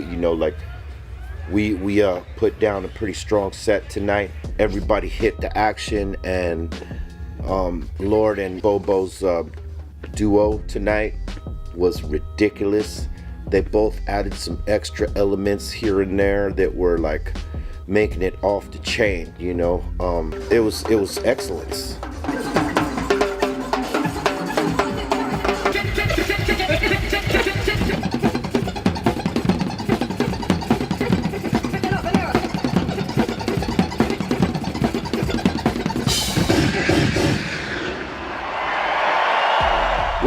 We're locked in, you know. When the twin powers activate, you know, that's how me and Lord do it. As we're always brainstorming on how can we make it better, how can we make it tighter. You know, there is no, you know, okay, this is the set and it's going to be the set till we're 100 years old. Don't work like that, because we get ideas spur of the moment.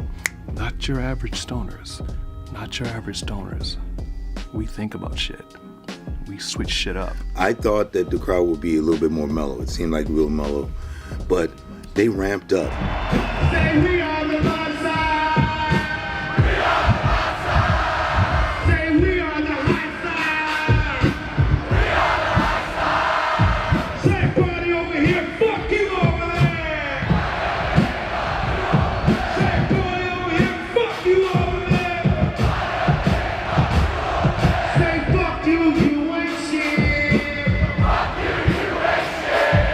Now you can suck my cock. Just come on.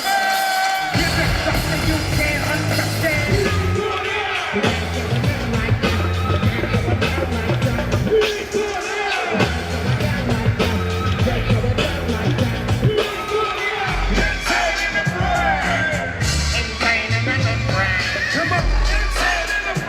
Are you insane in the membrane?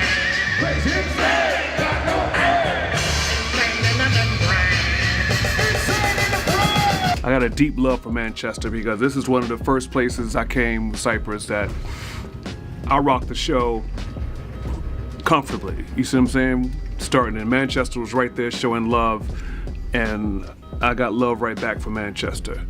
Tonight was really a dope show, and like I said, the crowd really was into it. They got it, and you know, we had a good time. So hopefully we will be back sooner than later, back to Manchester. We want to send, some healing and positive vibes to the homie that fell out in Birmingham. You know, there was a guy, middle of our set, we're rocking so hard, and he's like, giving it up, and then falls out. And the good people in Birmingham picked him up, and it's like a raft floating on the water. They pulled him over to safety, and he got some treatment. So salute to him. I'm gonna now go watch the rest of Cube's set. You can check out more soldier stories on Be Real TV. What?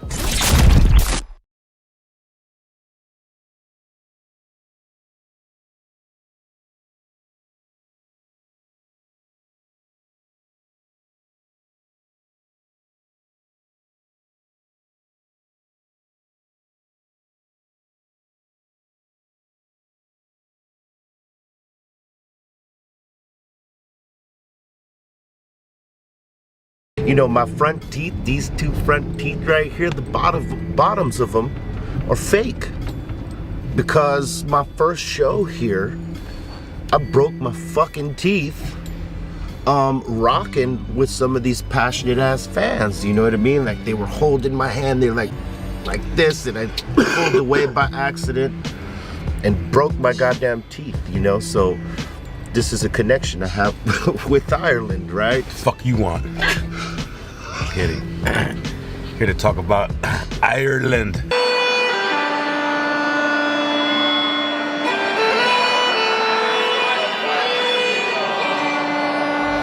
Oh, fuck. Holy fuck. Cypress.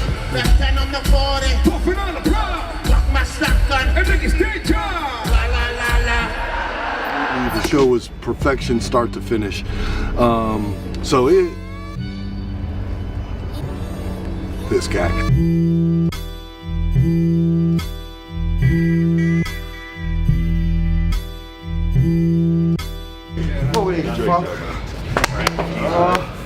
Sorry. Oh, that's a late thing. Bring it on.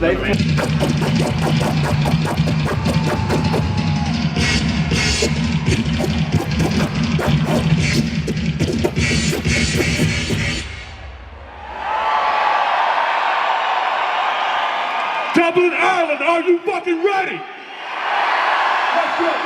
Ireland was a fucking blur, man. Ireland always shows up, shows out. Shouts out to Aer Linguists, you guys fucking suck. Kind of linguists.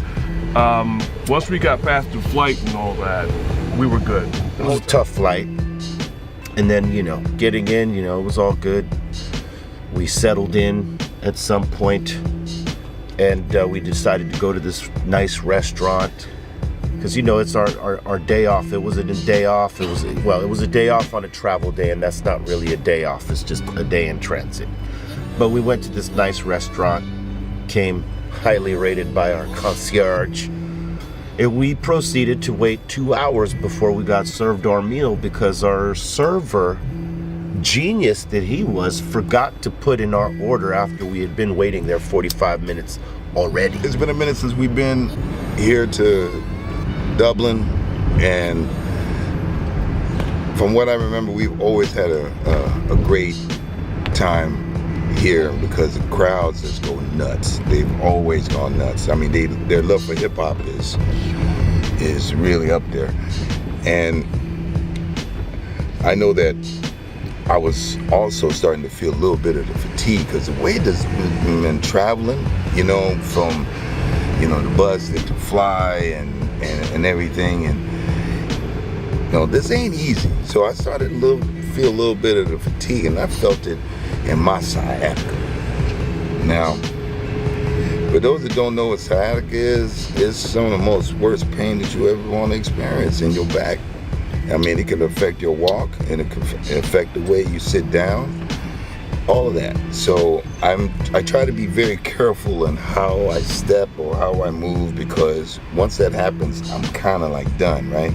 So I start to feel a little bit, so I'm trying to do my stretches, everything like that, so I don't mess up and get this during the show. That would be the worst. Like, it just happens right during the show, right? In the end, we got fed 2.5 hours later, but it was all right. We proceeded to do what we normally do, smoke lots of weed after, and, sort of prep ourselves for the next day. And the next day came, and, we get to the venue, getting ready for the gig, and we get to hear the homie playing the bagpipes. And it was pretty dope. It was definitely different than the one in Scotland. That one was much louder, but this one was like subtle, and it was really dope when we set it off at the beginning of the show, because this was a packed crowd. Like, it was densely packed on the floor, up in the rafters were the upper level seating, balcony shit, all packed. And, they had 2 local groups come on who came on and did their thing, represented for them, salute to them. Because D12 was not on this show, and neither was Game, oddly enough. Neither here or there. So we start off the set with the bagpipes, and people immediately start singing with the bagpipes because it was a specific song, I think by the Pogues, maybe? Was it, Dan? Yeah. And the lead singer, rest in peace, Shane McGowan, just passed away. Rest in peace, and condolences to the family.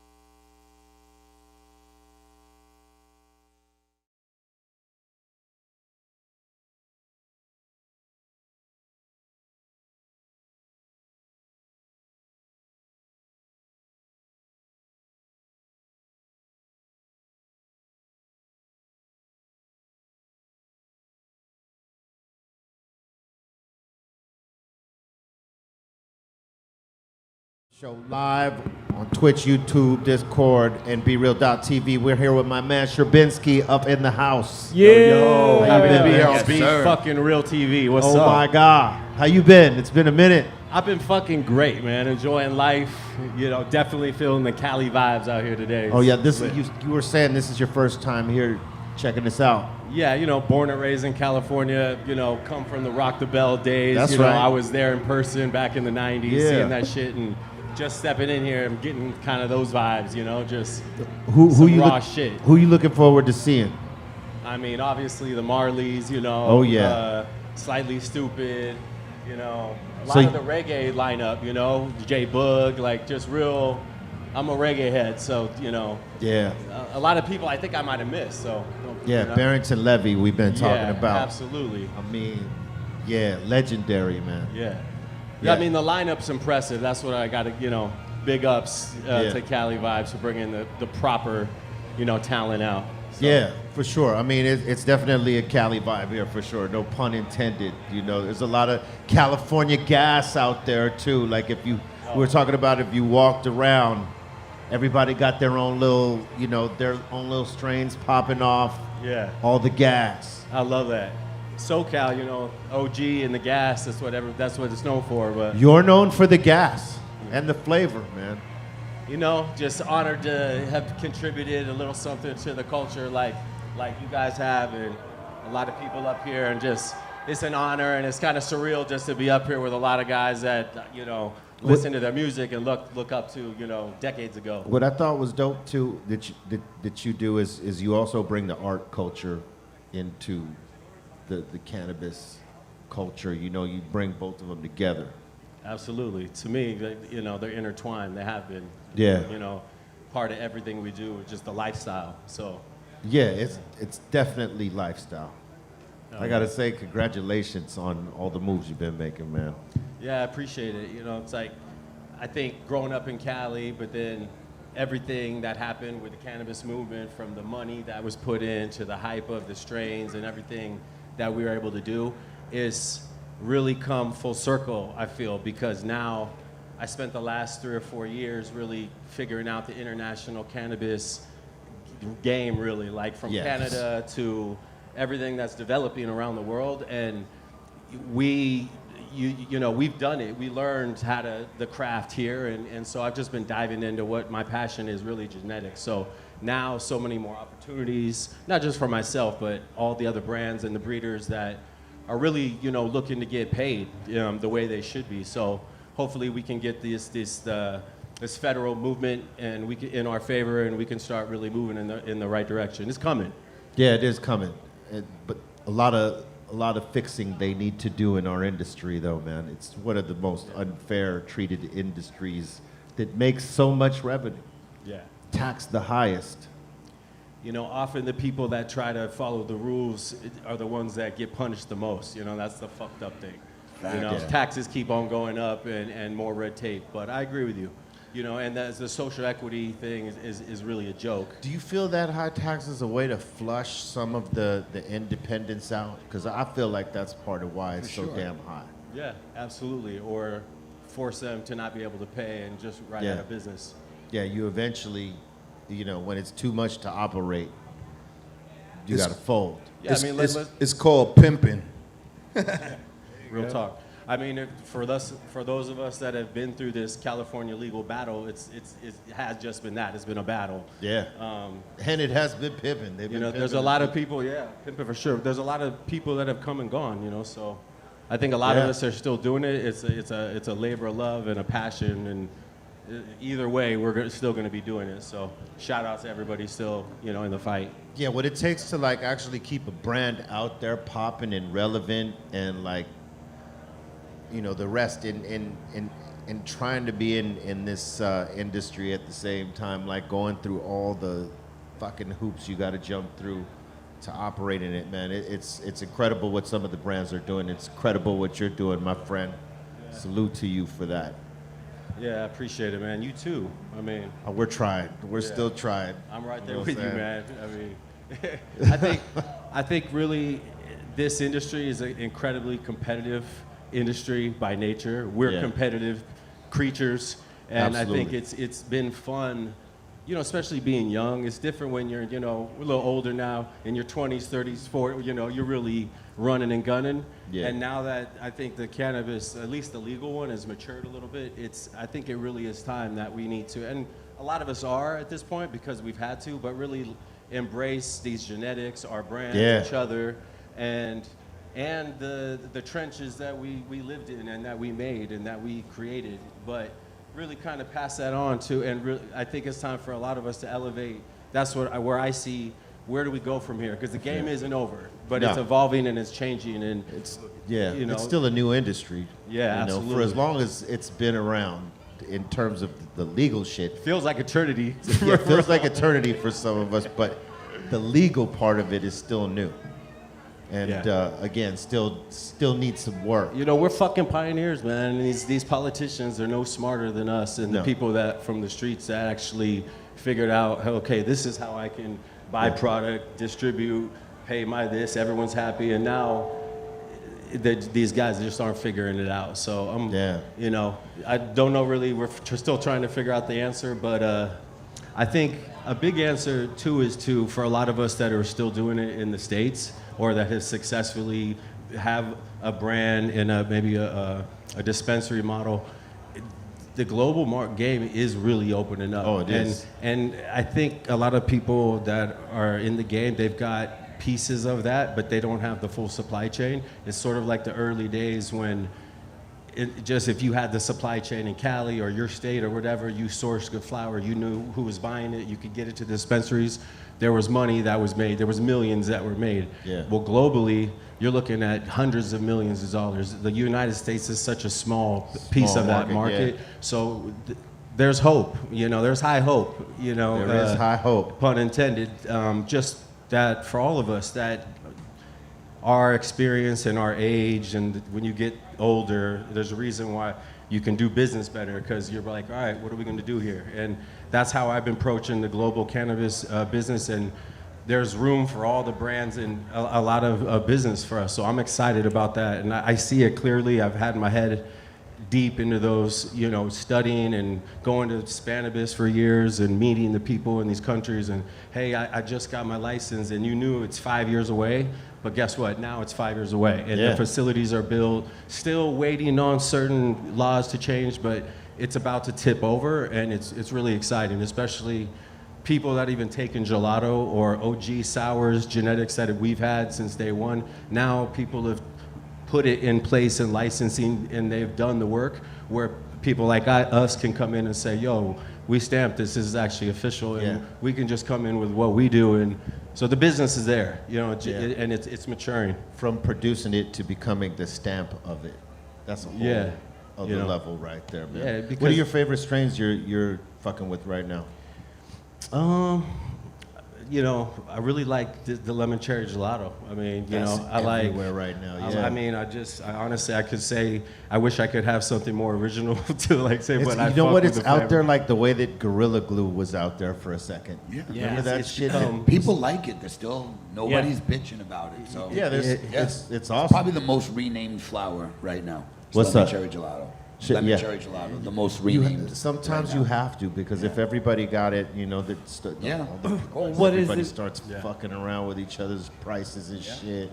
I mean, a good SFV off top. Like, you know, I still got my LA Connects, you know. You gotta, you know, hey, You gotta what's have up? I need that. a zip to the house. Yes. That always was House in favorite. In the monthly, within the monthly rotation, I need to get a zip delivered of like some good straight up SoCal SFV. I could dank, respect that. you know what I mean? Yeah. But people gift me a lot of things. I love, you know, Skittles hybrids. I like back to gelatos, biscotti. I know you get a lot of your strains crossed given back to you, right? Like, Exactly. Hey, what do you know. think of this? I love it crossed so this much. with that. I love it so much. In the beginning, it was like I didn't want to stamp anything because of the competitiveness of it and pictures, and next thing you know, somebody's got a trap opened up under our names. Right. We've both, you That know. happens, yeah. But now it's people like, they invite me to their grow and they're, look, we got your Jello that we did and we found a seed and look at this shit. And I look at it and I'm like, how much of this do you have? You know,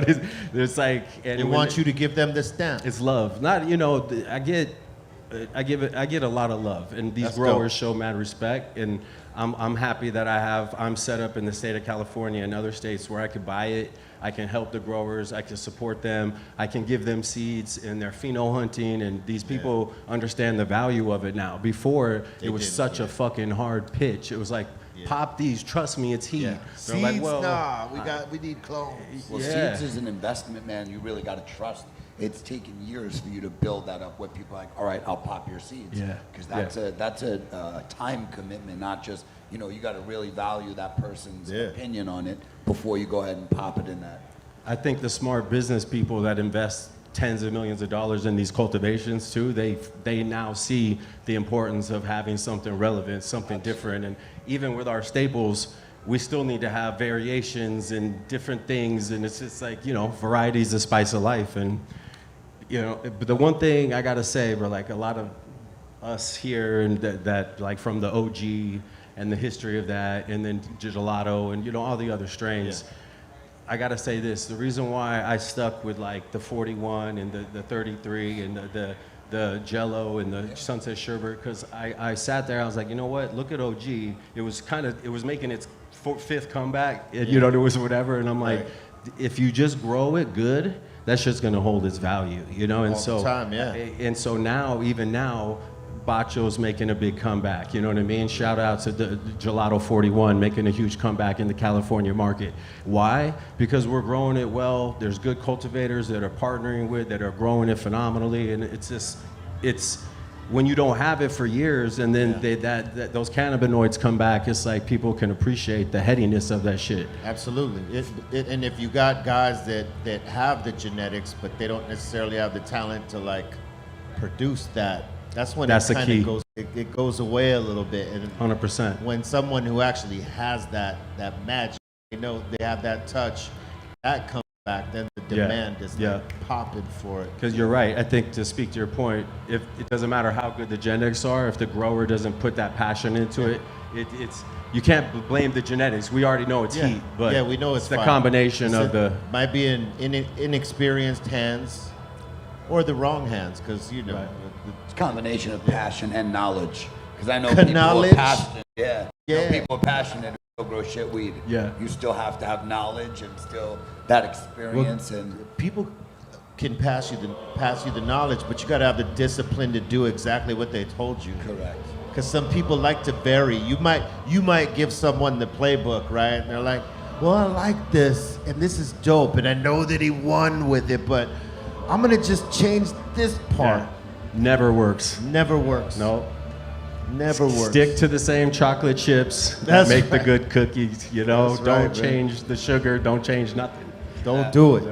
a perfect recipe is a perfect recipe. Yeah. Like the old adage, if it ain't broke, don't fix it. Type shit. Hey, I'm on the hunt. Shout out right now. You're hearing it first on Be Real TV. Canadian licensed cultivators. Strabinsky is on the hunt for who's growing in soil, who's growing the heat. Please reach out to me. You can hit me at Strabinsky's 415 Strabinsky at Strabinsky's on Instagram, but hit me up. And I'm definitely looking to. We already have genetics in the system. We're bringing new genetics in through new companies. We want to support the global market, and the easiest way to do it and the fastest way to do it is working with these Canadian cultivators that are already figuring it out how to get more craft, but with a little tweaking and a little work with, and us working together, we can really make a lot of these I mean, you're talking people with 3,000 massive indoor facilities. So it kind of really, I think, is a key.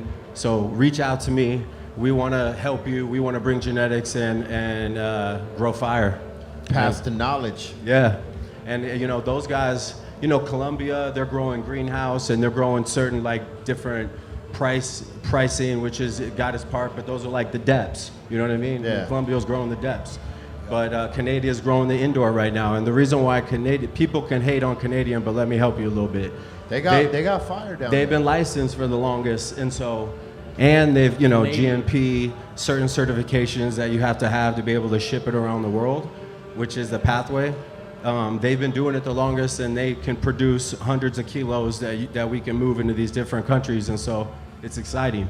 It's, Canada. we're not moving 10 packs and 20 packs anymore. We're 500 kilos, 300 kilos, and it's not pounds anymore, it's kilos. Yeah. And we're not getting paid in dollars anymore, we're getting paid in pounds. That's right. Yeah. So that, it's different. Yeah, people don't realize how much Canada pioneered like the bulk market back in the 90s in New York.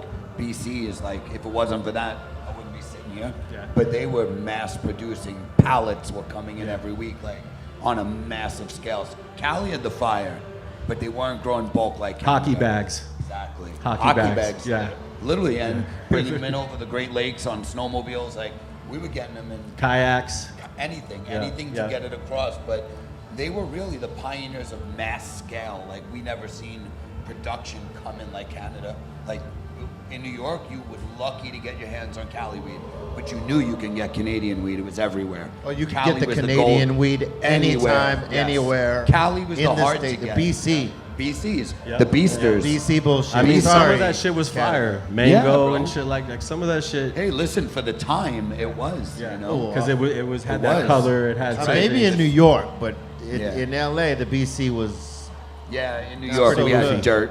We had shit. I so- think we depended more on Humboldt County than Yeah. anything. You know had what I mean? Humboldt, we And then didn't. when the Humboldt ran out, Yeah. then it was the BC. Yep. And man, no. I'm still traumatized. Now, what are you from smoking the on? BC. What's everybody? I know we talked The- about the lemon cherry and the Yes, OG. Is there that- any other that, the standouts? RS11, I've been, when I can get my hands on that, I've been smoking the RS11. That shit is fire right there. Remember the sherbet jar on the bus? Yeah. I love that, bro. Oh, man. And that was dope. Good One of the first times. times I think the first time I met him, went on the bus in the city, gave him a nice jar, Sunset Sherbet. That's right. The rest is history. That was nice. Fire jar, man. That's that. The RS11's a Rainbow Sherbet 11. Yeah. So that's like a different downline of a classic. So Yeah, man, that shit. I like it. Smokes good. Some of my favorite, because the nose on it is ridiculous. The look is incredible, and the smoke. I mean, just the flavor of it and the impact. It's all right there. To me, it's one of my favorites. Yeah, Sunset Cherub is still, to me, one of my favorites. Phenomenal.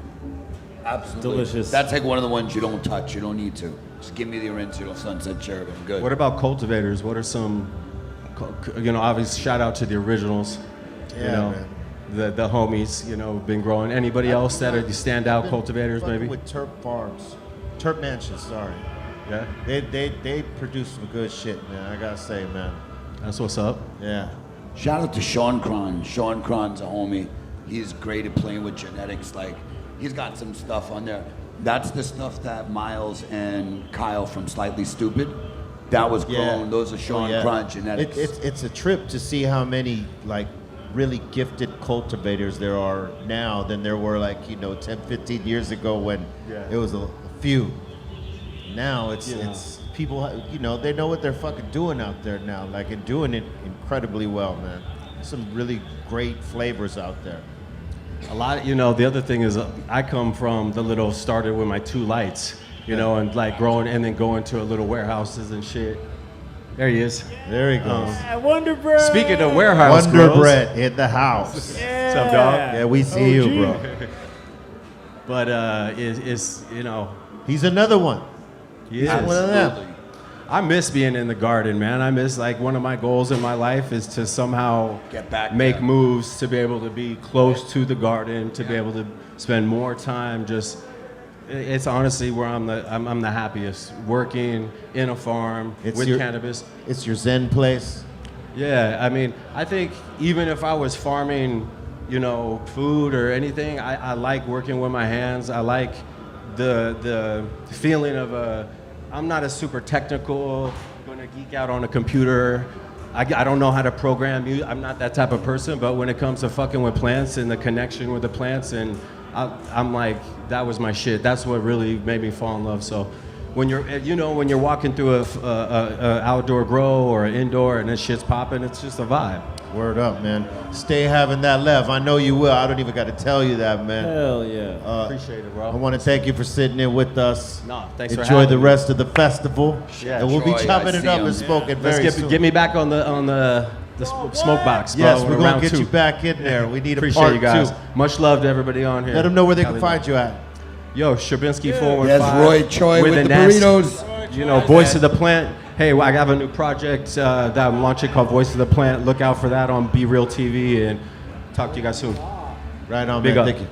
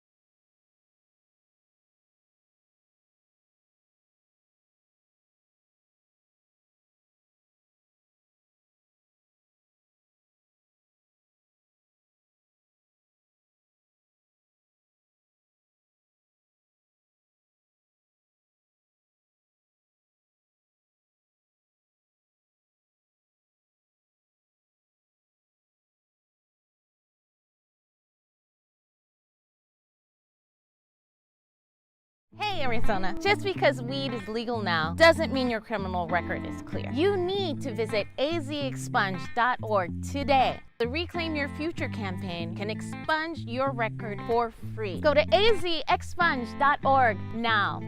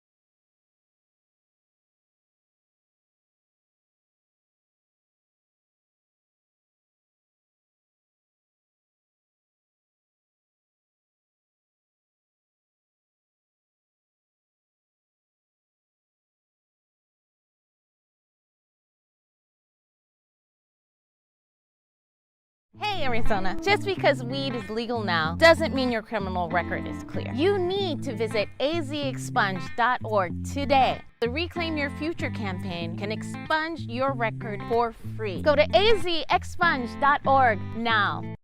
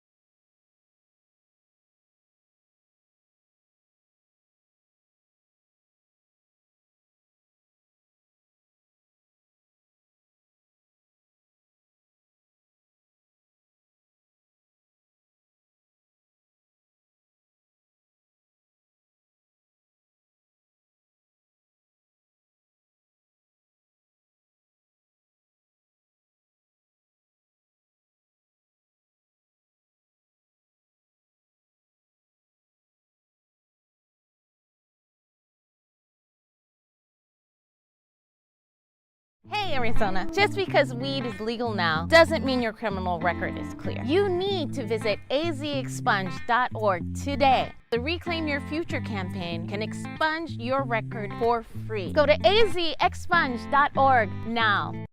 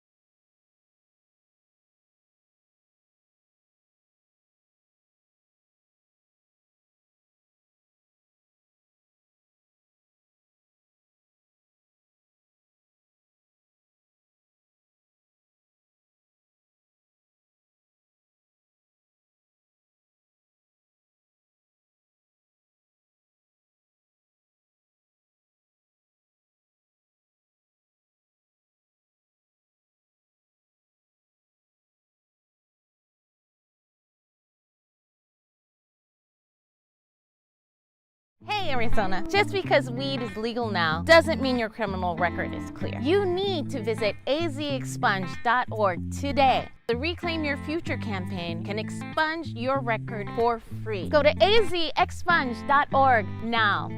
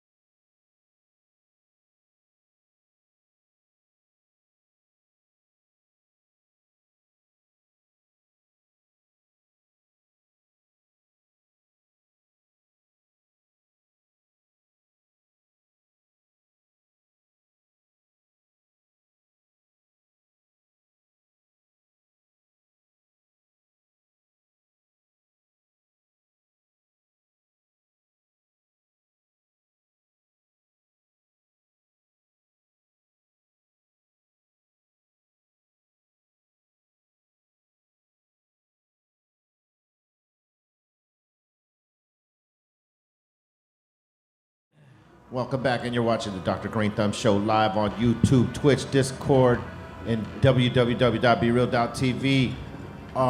We've been here, Cali Vibes, Long Beach, California. The show is popping, as you can see on our back screen. If you ain't here, I don't know what the fuck you're doing.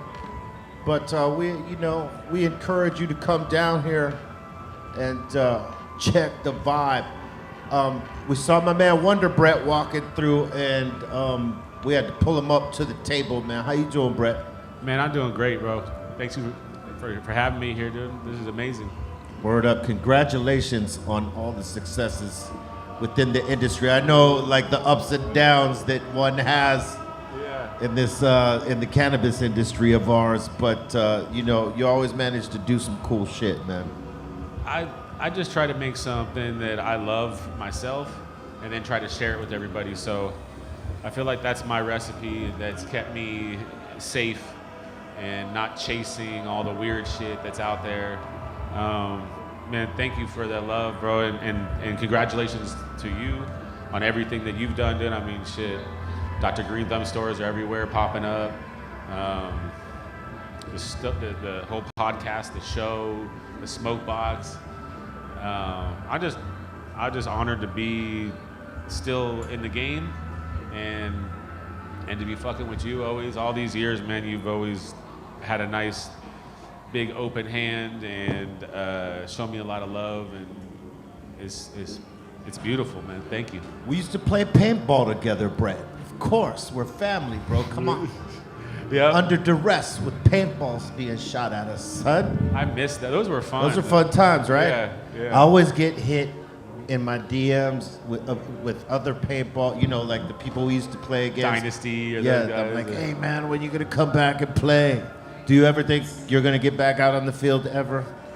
If you call me and say, hey, come practice. Right, something like that. I'm there, because like, what else? I just want to enjoy life and live life. Yeah. Like this whole weed business thing is a different animal than I ever dreamt it would be. Yes. It's not is not what everybody thinks it is.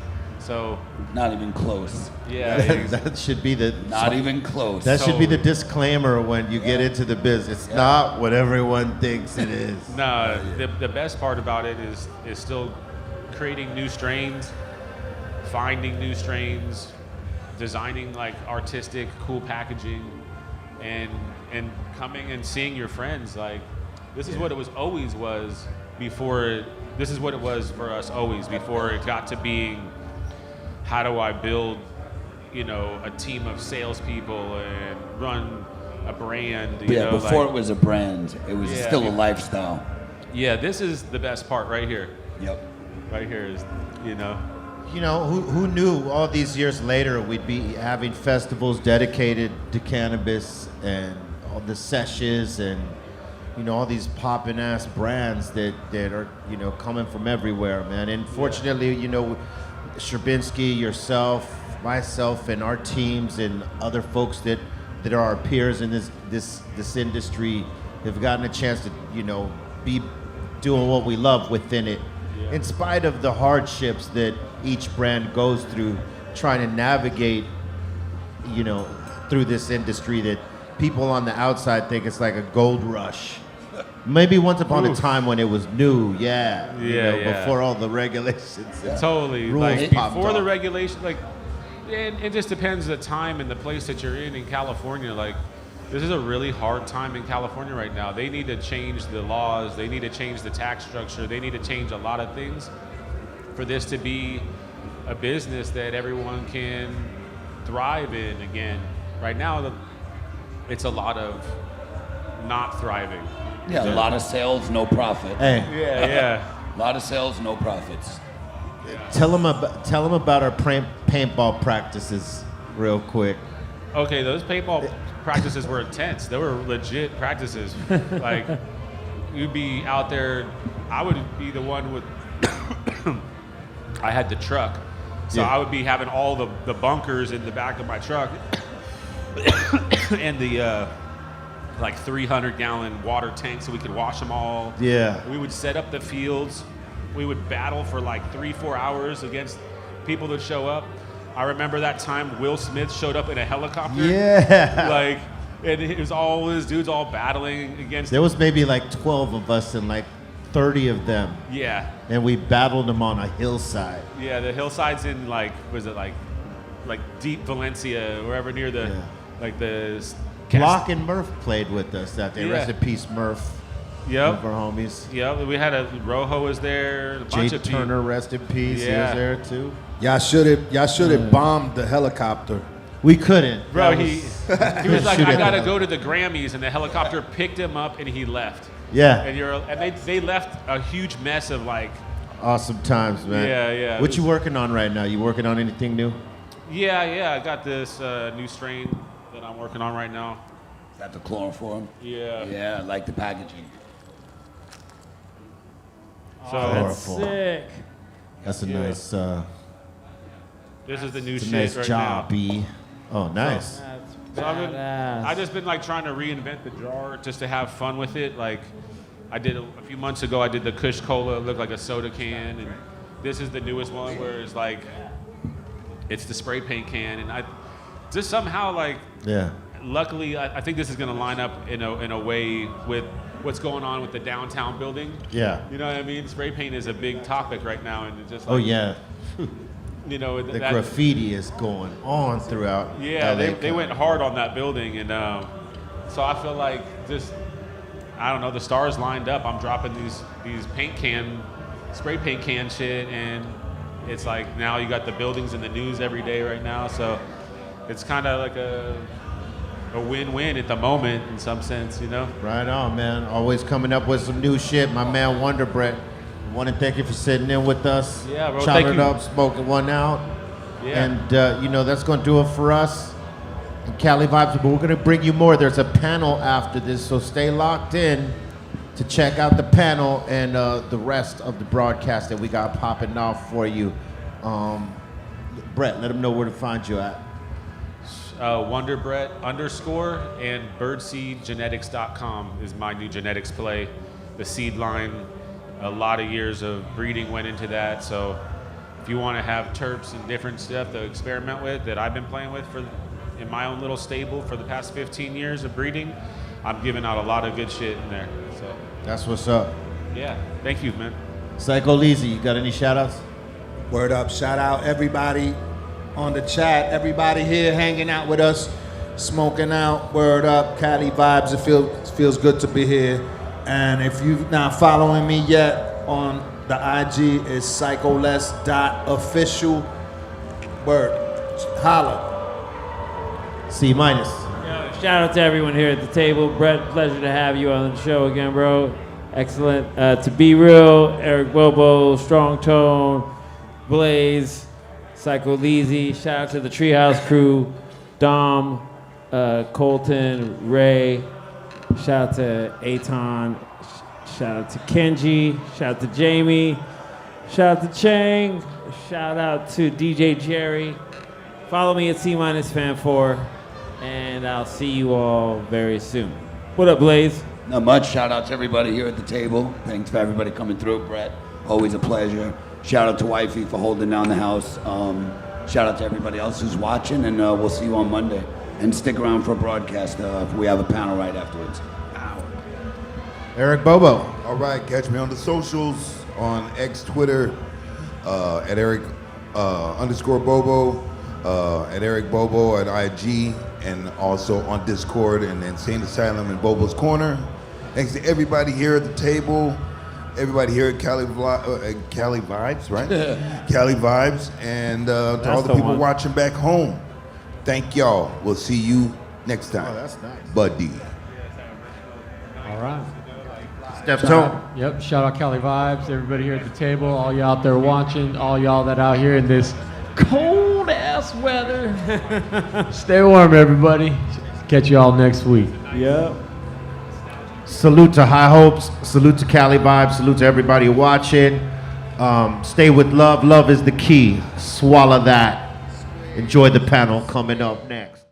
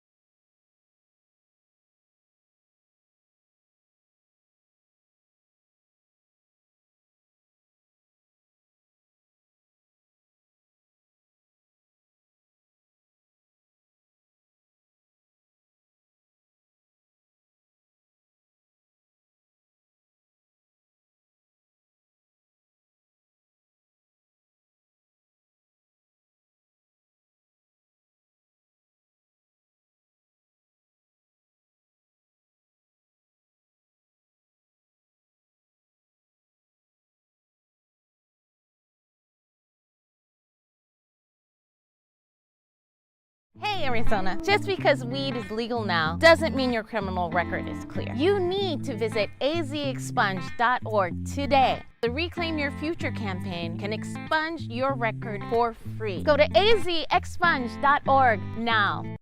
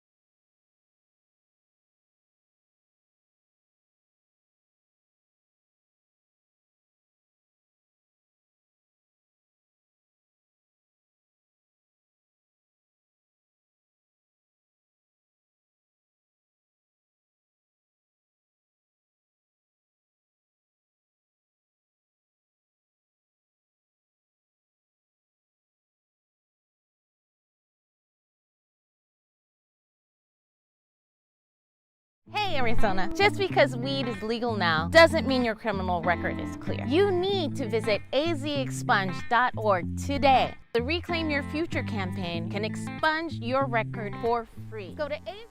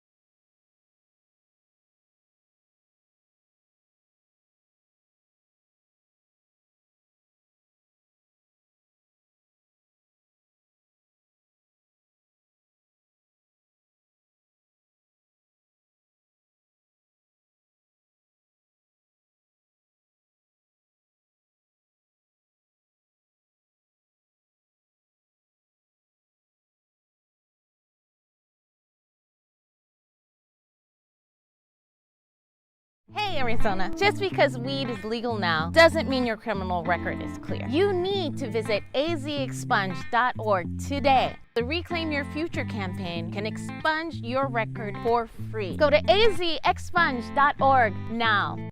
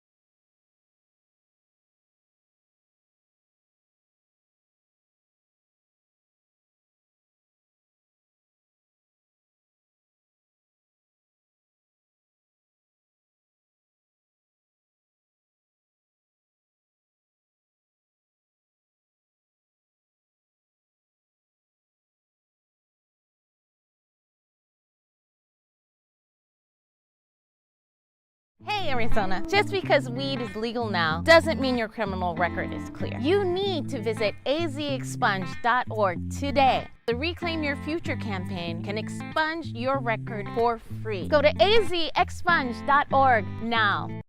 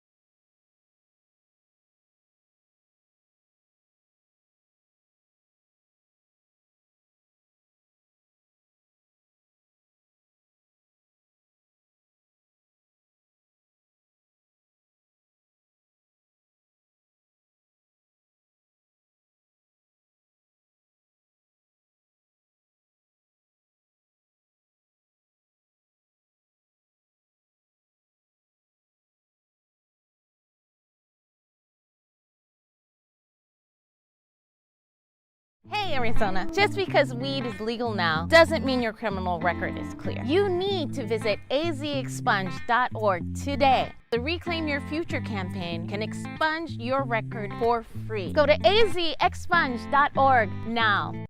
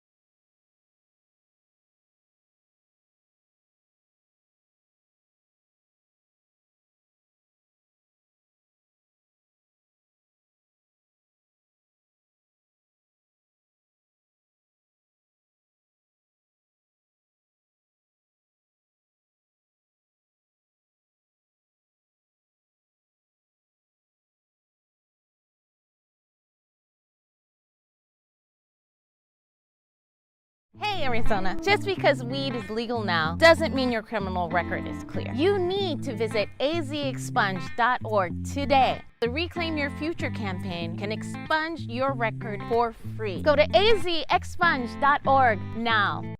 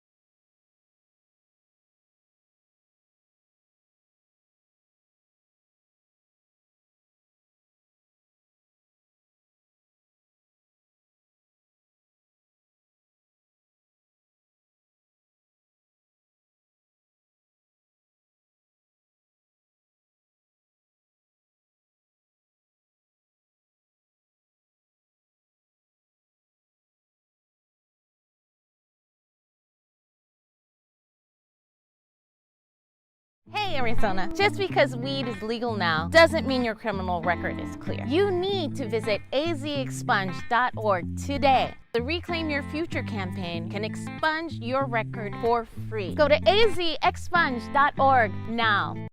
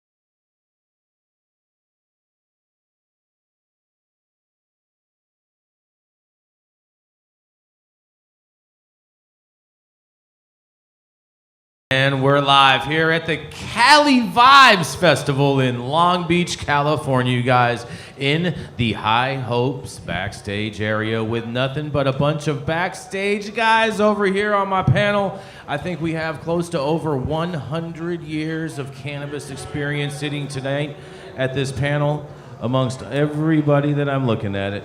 We are going to start off. I'm going to introduce everybody. And first of all, also, too, we do want to thank the city of Long Beach tonight for hosting this whole event. This is a big, big rager, a 3-day festival going on in the city of Long Beach. And to my left, we have, that's right, it is Mr. Cali Blaze of Cali Blaze, the premier rosin company here in California. Thank you, Jason. Yes, sir. Followed. Yeah, thank you. Follow next. We have. That's right. It's the hometown team here on Be Real TV. We have Mr. Kenji Fukushima, the director of cultivation for Dr. Greenthumbs. Give it up. Yes, an insane OG. He is an insane OG, if I do say so myself.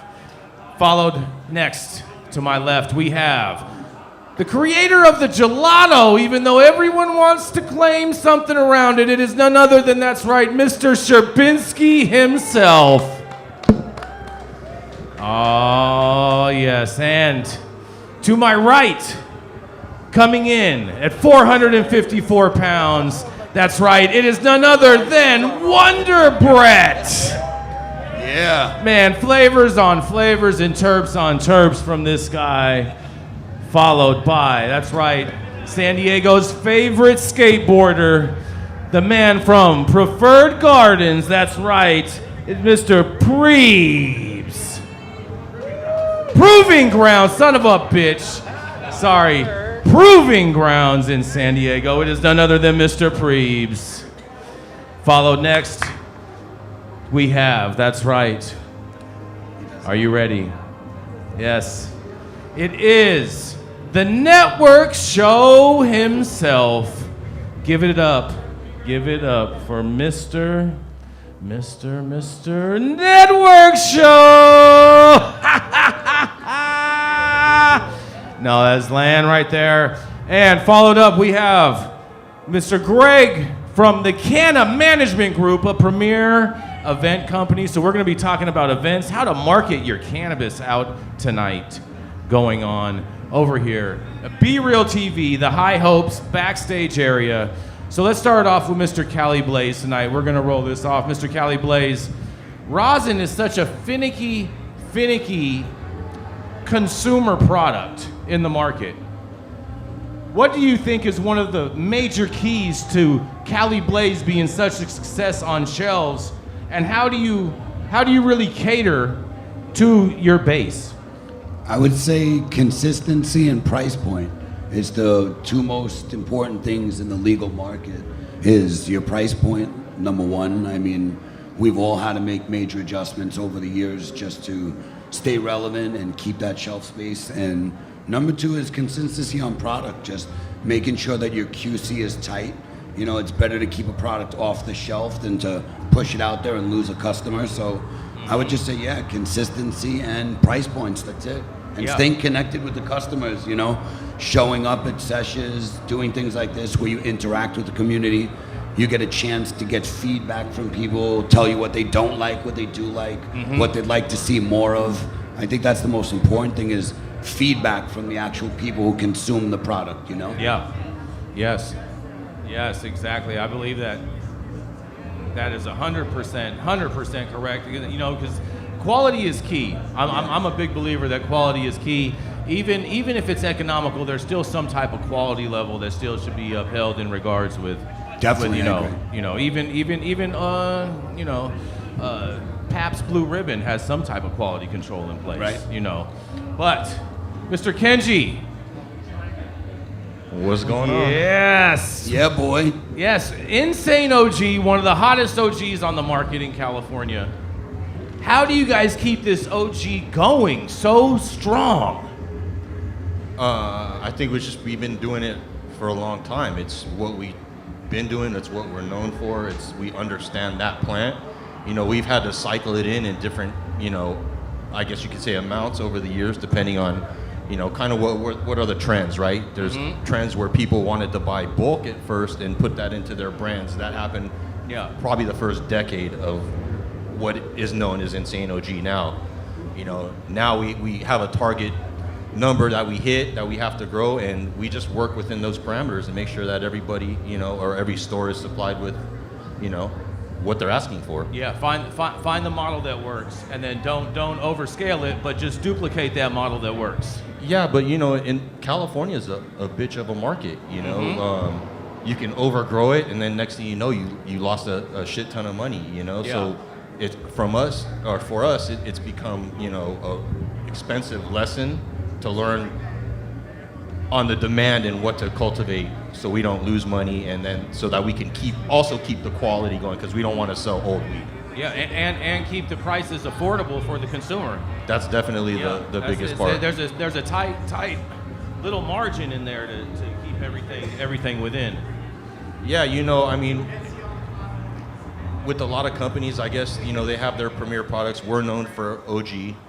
You know, it grows the same like other weed. It's a little bit more involved, but it's not like we charge more money really for that, right?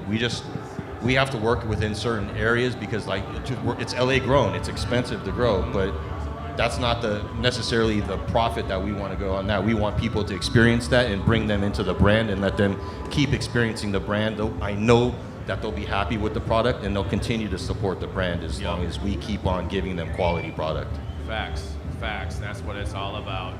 And Mr. Mario Sherbinsky, the creator of gelato from the Sunset area up in San Francisco, man, one of my old stomping grounds back in the day. That's right. So, Mr. Mario, you know, we talked a little bit about the California market. I think we should talk a little bit about broader markets for a second. And I hear that there's like some new deal that you got cooking with some European markets for the Sherbinsky's brand. There's going to be some things going on out in Europe going on. What can you tell us about this? Yes, sir. Thank you, Jason, my old friend. Yes. It's good to see you. Yeah. Yeah, I just, for the last few years, I've been spending and investing a lot of time into creating partnerships with people around the world that have spent years getting licenses in different markets and studying the flow of where cannabis is being grown, and just a tremendous amount of money and a tremendous amount of patience that people have had to have. I mean, same as what we've experienced here on our own, but exactly. You know, if you look at the global market, yes, we were, you know, shout out to Cali, shout out to Humboldt and SoCal and all the people that we started, but now it's caught wildfire, it's across the nation. But yeah, you have Oklahoma.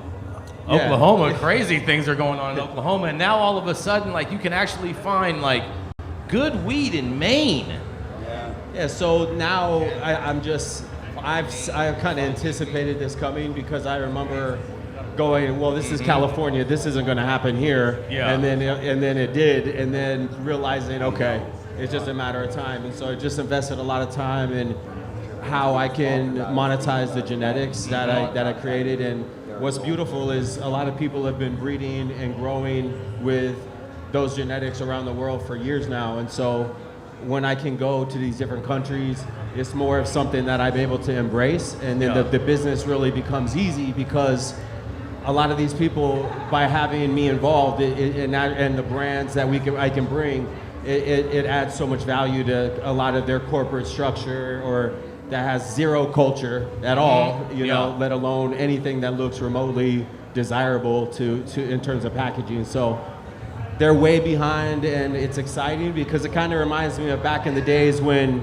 you were on Haight Street, and you know, it was the early Wild West early days, and we were selling weed on Haight Street in San Francisco, and you know, these other and shout out to a lot of the leaders around the world that have the champions in these different cities and countries that have really carried the flag to, like, a lot of the people that we've followed in their footsteps. But the work has been done, the bricks have been laid, the lives have been, you know, could go on and on. But what's exciting is it's still a little early, but it's not, because as I was talking about, Canada is a key piece to this. Yeah. A lot of people talk shit about the quality. I always do. But I stay consistent with that. Here's the key: good genetics. There is good growers. It's changing. There's more. I know one good grower in Canada. Please link but me they're a up. home grower.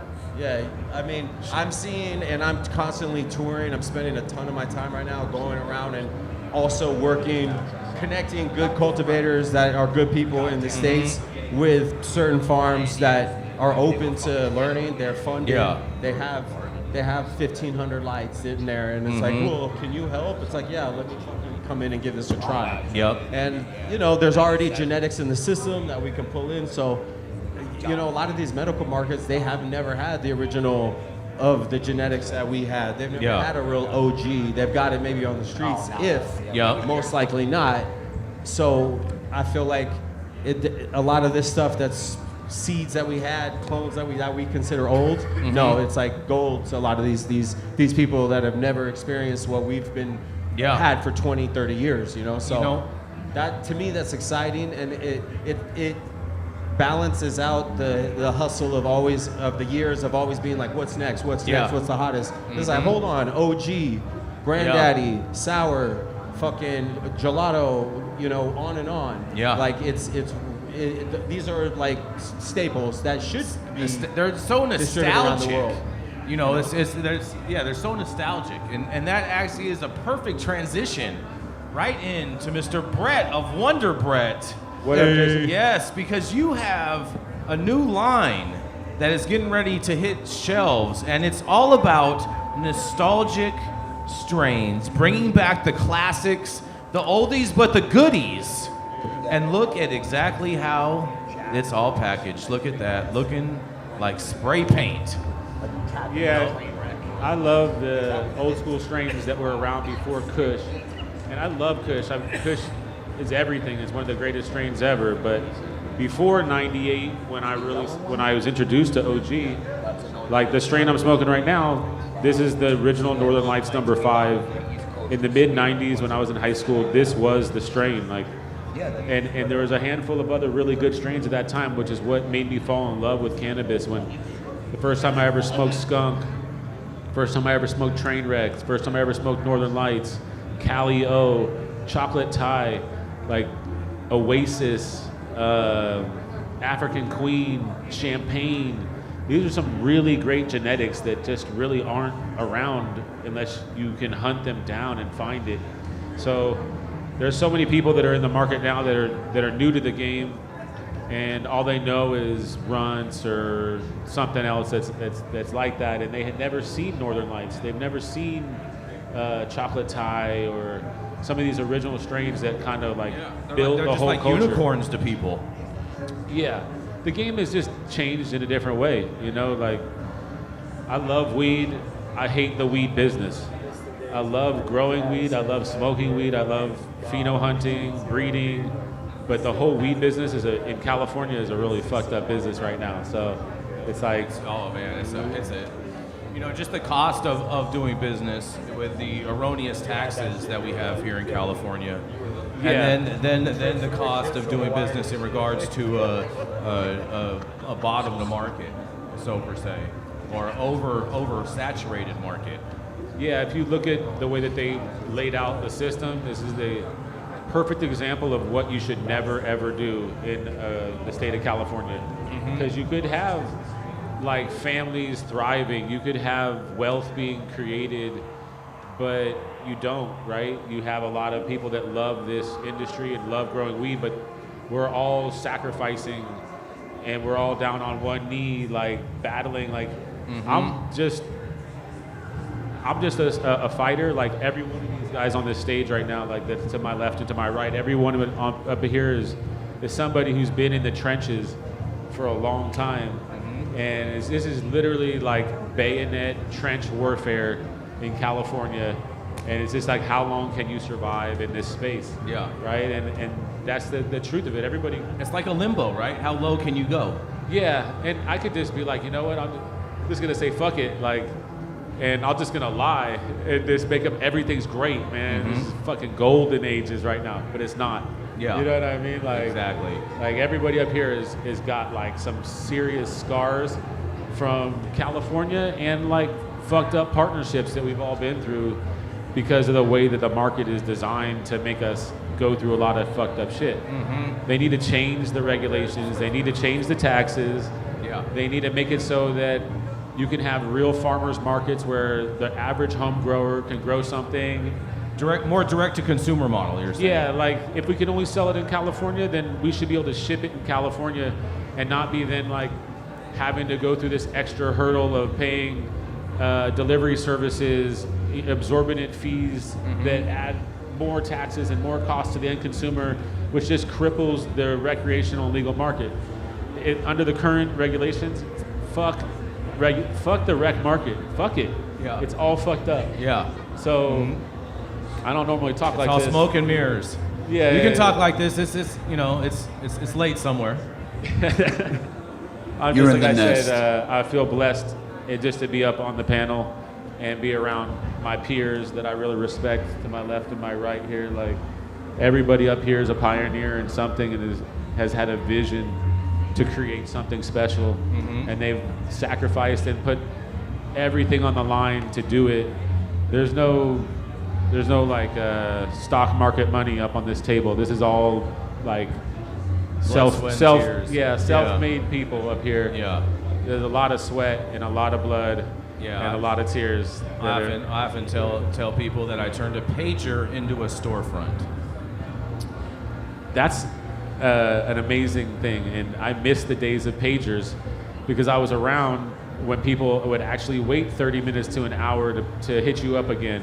Now they just know that you have your phone. They're just hitting your leash constantly. Like, I've been trying to get hold of you all day. What, you just called me 7 times in the past 10 minutes. What do you mean all day? You know, like, that's the new world of now. No one has any patience, but just got to learn to survive and adapt. Yes. All right, Mr. Preebs. What's up? Oh, What's yeah. up, Beck? What's up? Man, the skateboard champion that turned... No, I'm not a skateboard champion. I own a skateboard company. Skateboard champion in my world, bro. What's up? Skateboard champion in my world. What's up? Yes. Been in the skateboard business a long time. Started from cannabis, led into skateboarding, and then back into cannabis. Do you do graffiti too? No, I do not. No? No graffiti. I was Just the wondering- business end of everything. Just the business end of everything. Connecting dots, bigger picture stuff. That's it. Yeah. Connect the dots.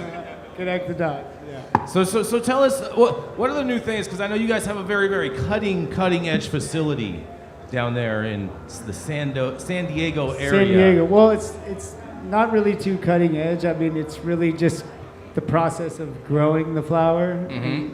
My partner Chris, he owns Mills Nutrients, and he's the one that actually is the brainchild behind the whole project. Shout out to and I Mills became Nutrients. partners to kind of help the end process after it's harvested to make sure it's getting the most for, we've done business. We do actually with Nam. He has a distribution. We have a lot of our product over there. So, but yeah, I mean, it's really growing good quality product is the only thing you can do with flower as far as at the end of the game. But it's an uphill battle. Exactly. We were just talking about this earlier about taxes and the way that it's an uphill battle, and until it's treated like a normal product, like whatever agriculture, something that's grown and taxed the same, and it's down to the employees, down to everything. It's an uphill battle. You're fucked. And then the price of tax goes back up. That'll help out a lot, but you take a low yield and a low, and hit a $200, $300 hit on your pound, like you're losing money no matter what. And if you're self-funded, you're fucked, which we are. And you just keep going and hope that shit changes. But the politics are fucked, everything's fucked, and that's just the bottom line when it comes down to it. It's an uphill battle, and unless you have the love for it and been in it a long time, it's really not for you. But it's kind of weaving out a lot of people, so there's a lot of shit, and then it goes away. So then it brings the bulk market back up a little bit, and quality reigns all, realistically. But still, quality's still getting low priced, and that reflects down to ours. We have mixed light, and we grow really good mixed light. But if indoors not getting a good price, then that reflects all the way down to our level. So it's just an uphill battle, straight up. I mean, but like, what's the square footage of your facility out So there? the Proving Grounds is 50,000 square foot total with 19,000 square foot of canopy, and depending on light levels and time of year, we harvest anywhere between 180 to 225 every two weeks. We have everything. So it's a challenge. I'm not necessarily up at the grow. I help the last mile of it and help bring in to make payroll. Every Thursday is a rush to move whatever we can to make payroll by Friday and have it up at the farm, and that's kind of like where I come in. But yeah, it's a fucking clusterfuck. Yeah, anyone that has. I mean, I don't care anybody what you say. It's a clusterfuck. Like all the way to the dispensary level. We tried doing a brand, and dispensaries don't pay, all that stuff.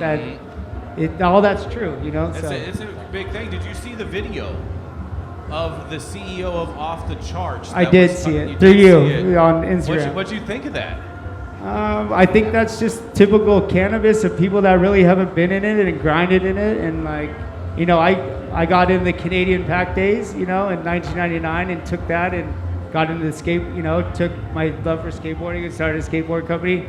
Not necessarily off of that, but learned business from those days to start that, and now it's 20 years later, and got back into cannabis maybe like 2014, 15, and it was good for a little bit, and then 2018, the props, everything voted for the bullshit shit that everyone voted for, and influx of money came in, and a bunch of people that thought they knew from all kinds of different avenues, like everyone on this table knows that they had VC, every kind of fucking money that came in, and they're all gone now, and it's just whatever. I can talk shit for hours, but everyone knows what I'm talking about.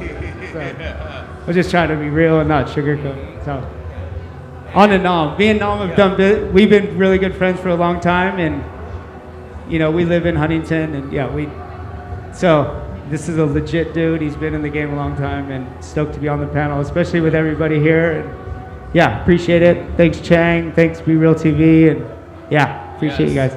Thank you, Be Real. We got Be Real over here tonight. Yo. Yes. Oh yeah. And we all, Nam. We're here at the Cali Vibes event, and one of the things that you do in cannabis is throw events. And how difficult is it to actually pull an event off in California?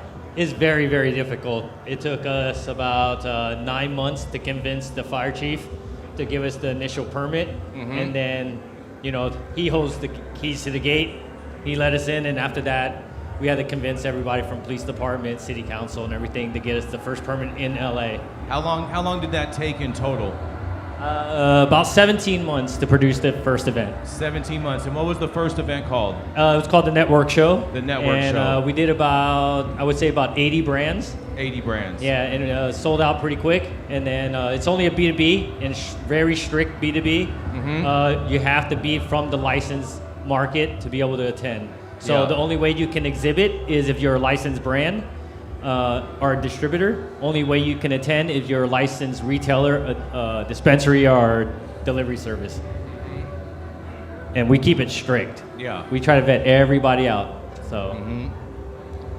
I love it. I mean, because events, we're here with Cali Vibes Festival here in Long Beach on Be Real TV, taking over, smoking weed, and just turning up. I mean, these are not easy things to accomplish. Oh no, this is very difficult right here. And shout out to Chang and Be Real for pulling this off. High hopes. Yeah, Man, the High Hope mixer. High hopes. Yeah, this is very difficult to do, and they're just breaking ground. And hopefully they keep doing the hard work and just forging the way. Yeah. And I mean, I know a little something about throwing events and compliant events. And we did one in the city of West Hollywood on Halloween night. The largest Halloween party in the world on Santa Monica Boulevard had a compliant event where we're selling cannabis and smoking cannabis.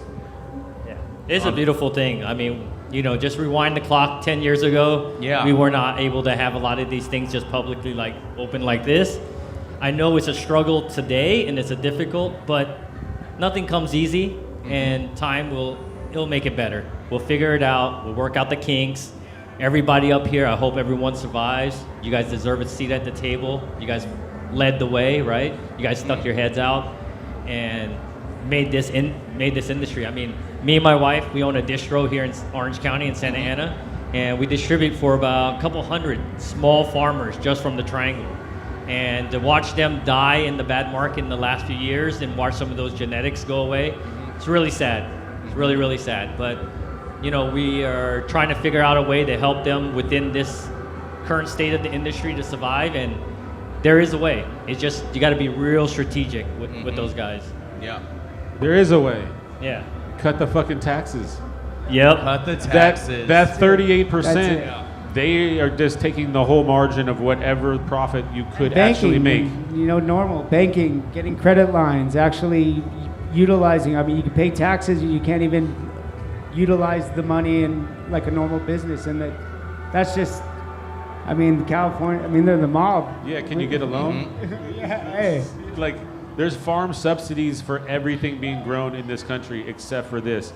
It's just nothing but penalties in California for growing it. So, yeah, there's more. There is more farming subsidies. Well, if you look at it this way, if you had okay, if you owe the IRS and they have your bank account number, they can take the money that they owe you. Well, in cannabis, they take your license and all the money you invested in the hard work goes down the toilet rather than having a normal bank account, a business bank account, that they could take it if they wanted it, if you owed them the money, rather than revoking your license, making it difficult, setting you back. You know what I mean? It's just, but I love it. I don't want to sound negative by any means, but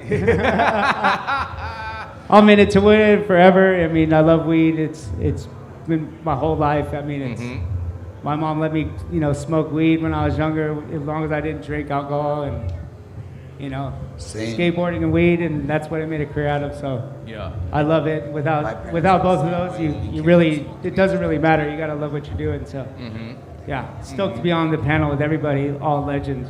So fuck. Yes. Yeah. Hey, it's better. Hey, working in this industry is still better working the 9 to 5 for some assholes. So That's true. That's true.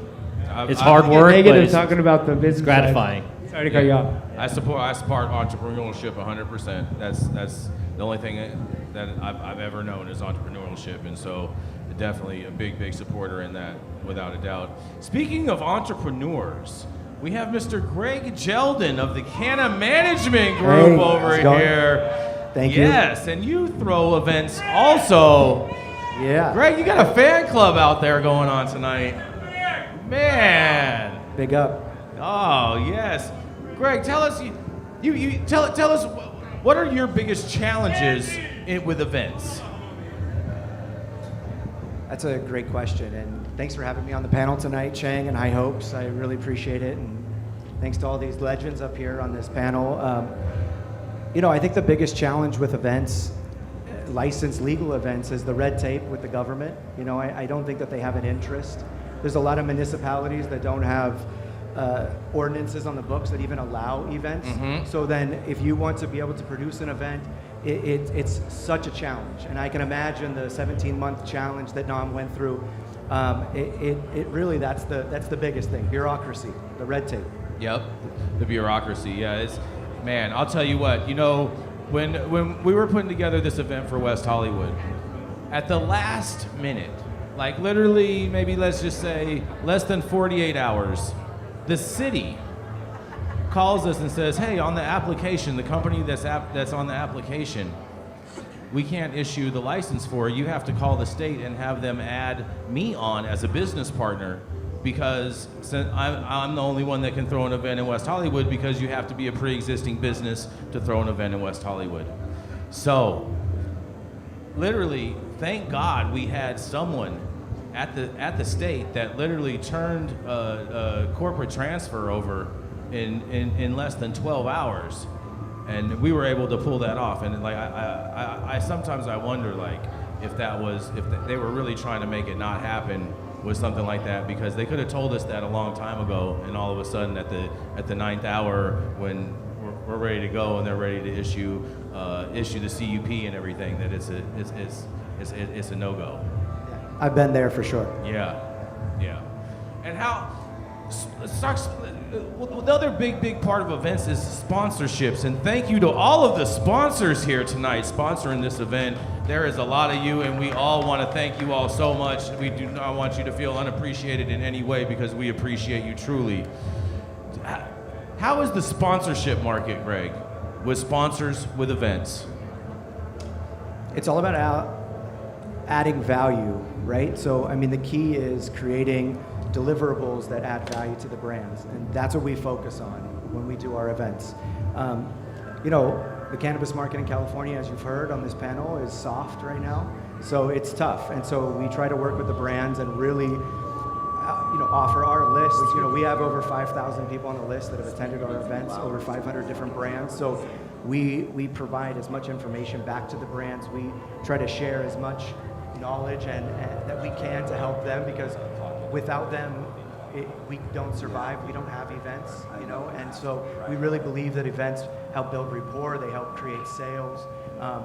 That's why we're here. That's why 30,000 people are here tonight. So we really believe in events, especially in cannabis, and we hope to continue to put them on. Well, yeah, cannabis is such a communal thing that events will go hand in hand with that. Nam, do you have any other closing remarks on events? Of course. Who doesn't? Like, San Francisco. yeah, I got a little closing remark. Like, I know the tax bullshit and all that stuff, but I still believe there is a way to survive if we just all got in the room and worked together, just in good faith with each other. Like, I always want to see my homie Preebs survive, right? Yeah. I want to see him succeed. I want to see him to be able to afford a house and do all that stuff. And he wants to see the same for me. Yeah. There's a lot of good people on this panel right here. We just got to get in the room, figure out how to work together. Yeah. And it does work. And you see it at our trade shows, you see it at our other events with the golf tournament and our mixers and stuff. You put the right people in the place, in the same room, and remove all the mayhem, it'll work. We can figure it out if we had to. But removing of the taxes and all the other bullshit would definitely help. Yeah. So that leads me up to my next question. We're gonna do like a little rapid fire question amongst the panel, and I want to take kind of like a little poll from everybody and see where everyone's head's at. And so if everyone, we're gonna start with you, Cali Blaze. If you I could can't tell hear us- shit, so speak up. Oh, I'm sorry. There you So we're gonna start with a rapid fire questionnaire, okay? One basic question. Let us know what your answer would be and how you would fix it. So what's the number one problem that you see in the cannabis industry overall, and how would you fix it if you had like some magic wand and it could just be done all of a sudden? I feel like no matter what answer I give, it's going to be kind of generic, but it's taxation and regulation. We can't be profitable. We can't grow. We can't compete against a black market, or even we can't compete. That's the problem. Like right now, we're trying to lower our prices to get it out the door cheaper, but it's not the markups, it's not our pricing, it's the taxation. So if the taxes come down, we can be more profitable. We can actually raise the price we sell it for. The dispensary can lower the price they sell it for. Yep. There can be profit margins being made. Right now, the only one who's profitable is the cities and the state, not the owners, Don't not forget the lawyers. Yeah, and the Lawyers, yeah. You know, when people, I was telling Kenji, to me, one of the craziest things is when people say, oh, congratulations. Like, for what? You know, we're still fighting. We didn't win anything. We're not there yet. You know, yeah, we have a presence. We're still here. That's great. But we have so much more to go. I mean, we need to be profitable. Like, at the end of the day, I want to be able to look down this row and be like, everybody's making money, not surviving. You know, that term, I'm so sick of hearing everybody, oh, we're surviving. Yeah. We should be making money, you know, it's 25, 30 years. Hands over fists, we're like growing an agricultural commodity. Correct. That everybody wants. Correct. So it's about time we should be able to say, hey, look, we've been about the culture. We've been about, you know, this. Can we make some money to feed our damn families? Yeah. Like, realistically, you know? That's the biggest problem is there's tons of sales being generated, but the profit's not on our end. We're not seeing that money. So how would I fix it? Rapidly reduce the taxes. I mean, to a third of what they are, like realistically. A third, easy. And you'd increase, we would have more legal sales if you made the product more affordable. Just lower that tax, you're gonna generate more sales, more taxes. Well, Just how I see it. How about you, Kenji? I agree with the taxes, but for me, I think consistency and regulations everywhere we go. You know, it seems like every city, every state, local, state, national, whatever you want to call it. Everywhere you go, it's something different. So then, as a brand, we're sitting there fighting regulations everywhere. Where we're trying to build brands. Mm-hmm. So I think that the more time that we could spend on the brands would happen if we had that consistency, and that's definitely what I would Very true. shoot for I know first. local control. Because then we could figure out how to deal with the taxes, how to deal with products and marketing and everything else that we need to do to move across not only state lines but eventually international. Yeah. We need to definitely have interstate trade. I'm a big proponent for that. I always have been. I believe in an open free market in regards to that, and cannabis. THC actually is in NAFTA 2.0 to be able to export to Canada and to Mexico. So yeah, I think there's guys out there like Chang and his crew from High Hopes and this festival that we're out right here. It still it spreads it, right? It's music, cannabis. We've been doing it. B Real's been doing it for fucking 30 years. You know, we have to just keep on putting the word, and hopefully, as generationally people transition that have been given powers that keep fucking everybody, hopefully the newer generation and people like yourself are going to come in there and fix these problems that we have. Yeah. You know, Mario, how about yourself? You know what comes to mind for me is banking, figuring out the banking issues that we have. I think that's going to be huge just for us being able to have access to different capital, you know, in the industry. But then I also think on the flip side of it is easier access for licenses. Yeah. You know, that if somebody wants to open up a business, or if, you know, it's not so difficult, there's not so much red tape. And to speak to their, you know, Kenji's point, just having some sort of system, obviously each state, but some sort of organization. And, you know, I hope that I can be part of that conversation, and I feel like I am. But as you know, years go on, just being all of us putting our heads together with all of our experience, and there is a solution, and there is, I think, the smartest business people know how to take a situation, and hopefully we can find the right people that we put into office. You know, maybe not immediately, maybe but I think I'm an optimist, and so I'd like to think that our future generations are problem solvers, and we could be part of that conversation. And, you know, we need to be influenced in that conversation. You know, to guide them in the right way, because there's a lot of lack of guidance out there. I think we're at a tipping point, though, in a lot of ways, where in these coming years, it's sort of cannabis. The industry isn't going away. Yeah, it's definitely not going anywhere. And I think all of us are, you know, to speak to a lot of everyone's earlier point, the people that are committed to it, we're committed to the solutions, you know, and that's all it is in this industry. That's all we do, is we're constantly like figuring out how to overcome different obstacles, and it is challenging, but I think there is, for example, it might seem, I think in certain aspects, we've been doing this so long, a lot of us up here, the idea of federal legalization is sort of like, okay, it'll happen someday. But the reality is, it is within sight.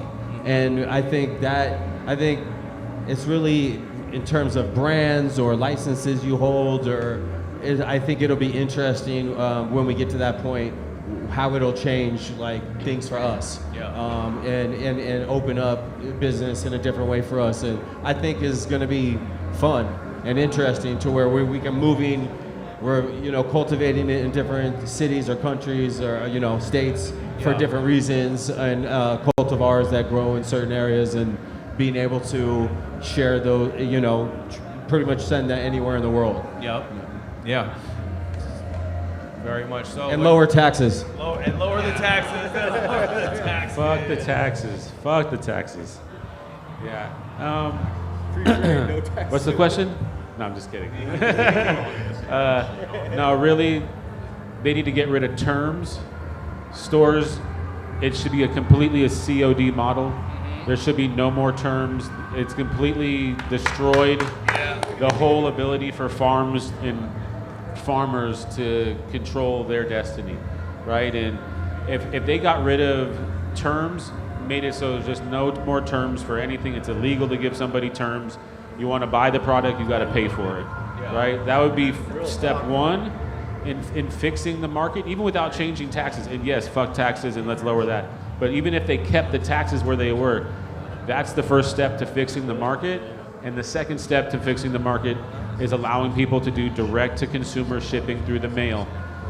If any vineyard can box up wine, or a small brewery can box up beers and put it in the mail for $5 and ship it to you, I should be able to do the same thing with weed and be able to sell direct-to-consumer if I don't want to deal with the fuckery of dispensaries, right? Like, if I have a strong brand and I can grow good weed that people appreciate and like for the reasons that my brand does it, they should be able to buy it from me for $40 an eighth and get a great deal, and I should be able to get paid COD on that purchase, just like as if I would bought something on Amazon. That's right.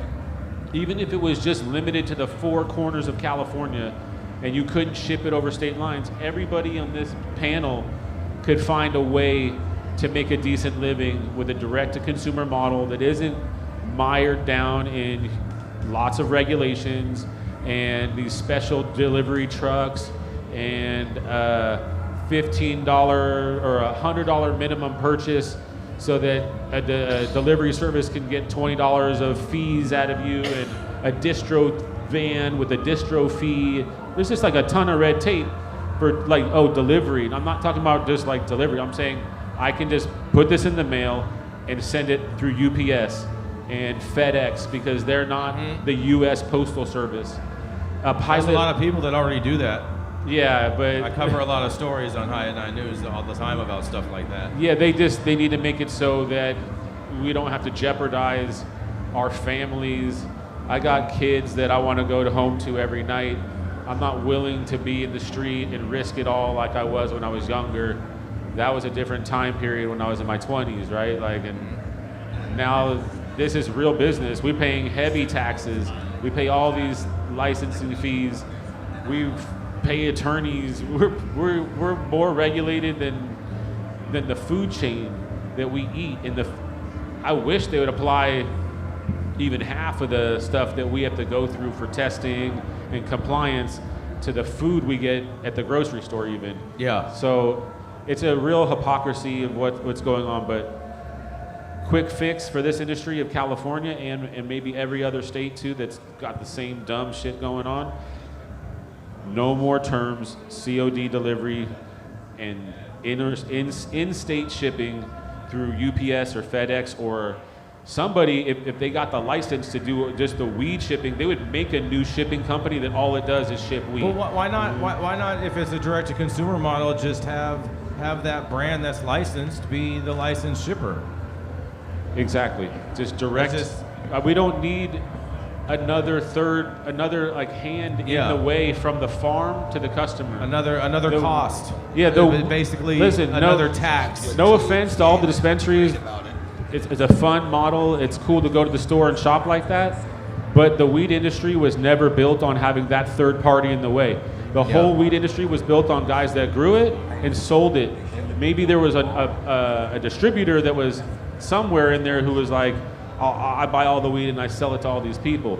But it wasn't a 100% or 150% markup in that scenario. Like people bought pounds for $3,000 and then they'd break them up and turn it into $4,000 or $5,000 or something like that, selling ounces, but not having to go to a store and say, here's the weed at half and you get to mark it up 100% and then not pay me at the end of the day either.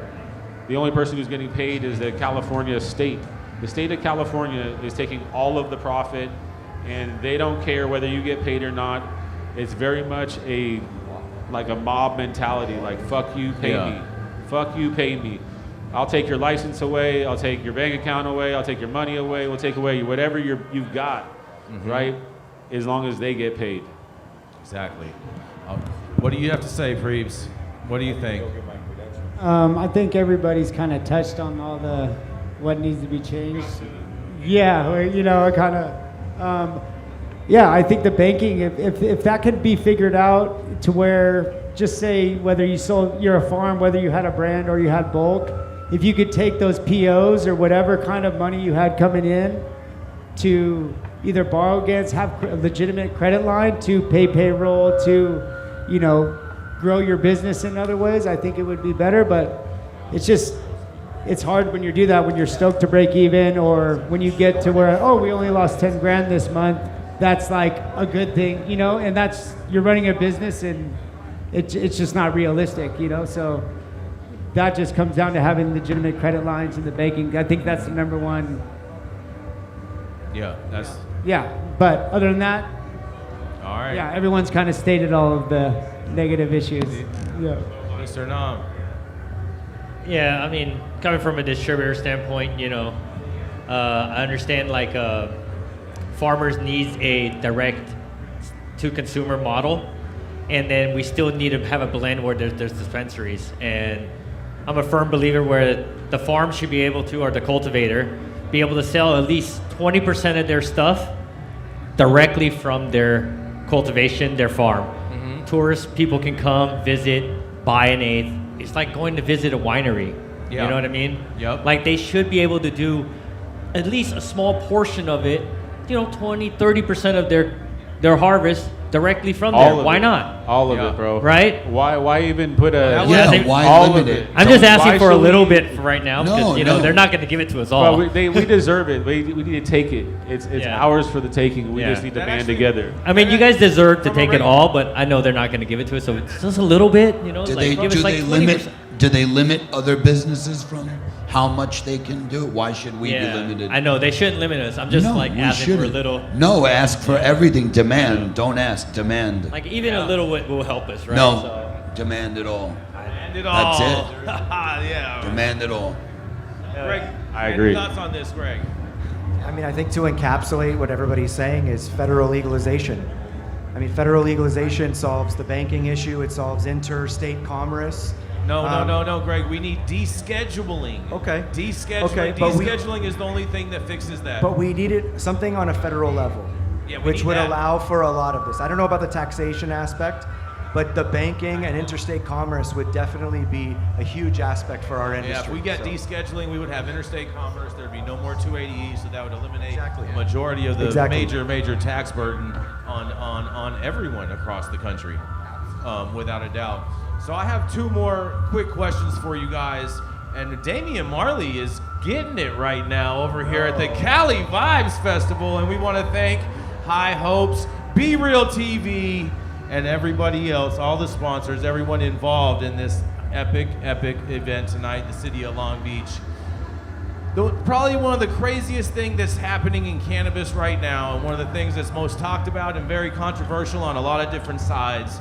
I want to know what you think of THCA and what it is doing to the marketplace, you guys. Well, two things about it. Number one, you got a lot of mixed feelings from people. Like, I don't think many people are really educated that all flower is THCA flower, meaning. I think that's a legal defense if you get pulled over with weed or something like that. I think you could easily say it's THCA. Well, what I was saying, Jason, I don't think many people realize if you look on a container that you buy in a dispensary in California, it says THC, but they don't know on the COA if it says 33% THC, they're just looking for the 31% total. of that is THCA, 1.5 is Delta 9, 1%, 0.3. So people are already, they misconstrue THCA flower from being very different than regular flower that's sold in the dispensary. It's a minute amount of Delta 9, whether it's a difference of 1% or 2%. All cannabis flower is high in THCA until it's burned. In its raw state, it's THCA. So I like that the fact that there is a loophole that I hate to say it, that should be exploited because it's a way for people to do exactly what you guys are talking about. If you have a hemp company, you can go direct to consumer. So right now, as long as that Delta 9 is below 0.3 and it's a hemp-derived product, you can go direct to consumer. You don't have excise taxes, you're collecting the state tax, so it's kind of a way to actually do what everybody's trying to do. The problem is, again, there's no real regulation on that. So people are running with it, they're abusing it, they're not actually following the loophole, they're kind of bullshitting. So if you're following it, you're just taking advantage of something that's there. So I don't think there's anything wrong with it. I do think it's going to disrupt some brick and mortar, some True Leave Money and some other big companies that are going to definitely start lobbying against it and doing anything they could do to shut it down because it will hurt certain big chains. But honestly, right now, I think it's a way that we can get direct to our consumer. I think we need to take advantage of it while it's around, and it's going to be gone before you know it. I'll tell you that. Yeah. THCA, Kenji, what do you think about this? Yeah. I mean, if that's what somebody wants to sell it as, that's what it is, right? There are loopholes on how to move product. Yeah, there's some lawsuits. There's some pretty big, I'm not big knocking companies anything going on anybody right does now. to get through regulations or to get their product out. I mean, everybody should be able to do what they do as long as the product is safe for consumption, because a lot of that shit, when it's hitting other people, will fail testing that we all are expected to pass here, right? So it might be cool for the normal smoker, but what about the people that, you know, have real conditions and something like a pesticide like that could affect them? 100%. So again, bad immune systems, all that. Yeah, and I mean, I don't, you know, I think personally for me, I want my brand and the flower and what I do to sell itself and be liked and consumed by people that want to buy that product. I don't want to mask things. I don't want to have to change the names to get into different places. I want it to be what it is for me. That's my own personal choice. Now, how people want to build brands and just sell like THC covered flower and whatever they want to do, that's great. That's a product. Do it. You know, that's my opinion on it. You know, just get it. Yeah. Speaking of just getting it, I think if smart people can figure out how to make millions of dollars hustling it, more power to them. It's the hustle. I don't fuck with it personally for now, but I think maybe if I knew more about it, I'd maybe flip some shit. But to me, it's kind of not just. I don't need to roll that way. I haven't had to explore those, but I do think there's interesting loopholes. I know people that make a lot of money, but I fuck with, you know, the real deal, Holyfield. So you don't smoke THCA flower? I mean, the business side of it, I don't. It's not something that I fuck with carts or none of that shit. Because I'd say, I'm Jason Beck and I only smoke the best weed in the world.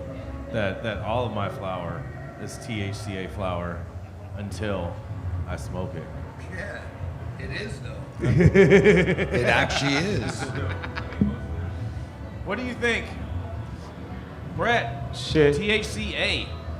It's a crazy move for a lot of guys. Like, if there's a way to sell weed legally like that, because that's what it is, that's the Farm Bill says that shit. It does. Then everybody up on this table didn't give a fuck about the laws. At some point we were all just growing in some small home grow, and just to have the best weed, and we would get it out there. Mm-hmm. It doesn't matter to me. Like, as long as the shit, like Kenji said, is it safe? Yeah. Is it okay to smoke? Is it got some integrity behind it? Can you make a craft out of that? And can we sell weed everywhere? I mean, there's double standards of the Farm Bill with this THCA, this, that. If that's what it's going to take for all of us to make it through, then fuck it, so be it. All of us should be in that, making money right now, and fighting the good fight of being able to afford the lobbyists and the attorneys to get what we need to get done, so we can be safe, so we don't have to look over our shoulder for the rest of our lives about some situation, because the hoops we've already been through, the razor blades that we've already crawled over, like, this shit just needs to get sorted out so that people like us can just produce good product. And if it's through the THCA side or the recreational market, as long as it's weed or cannabis and it tastes like this, and it got the high and the effects and the medicinal aspects that we all like, or even just the recreational aspects that we all like, as long as that's got that integrity that we can be happy about what we're smoking, then for sure.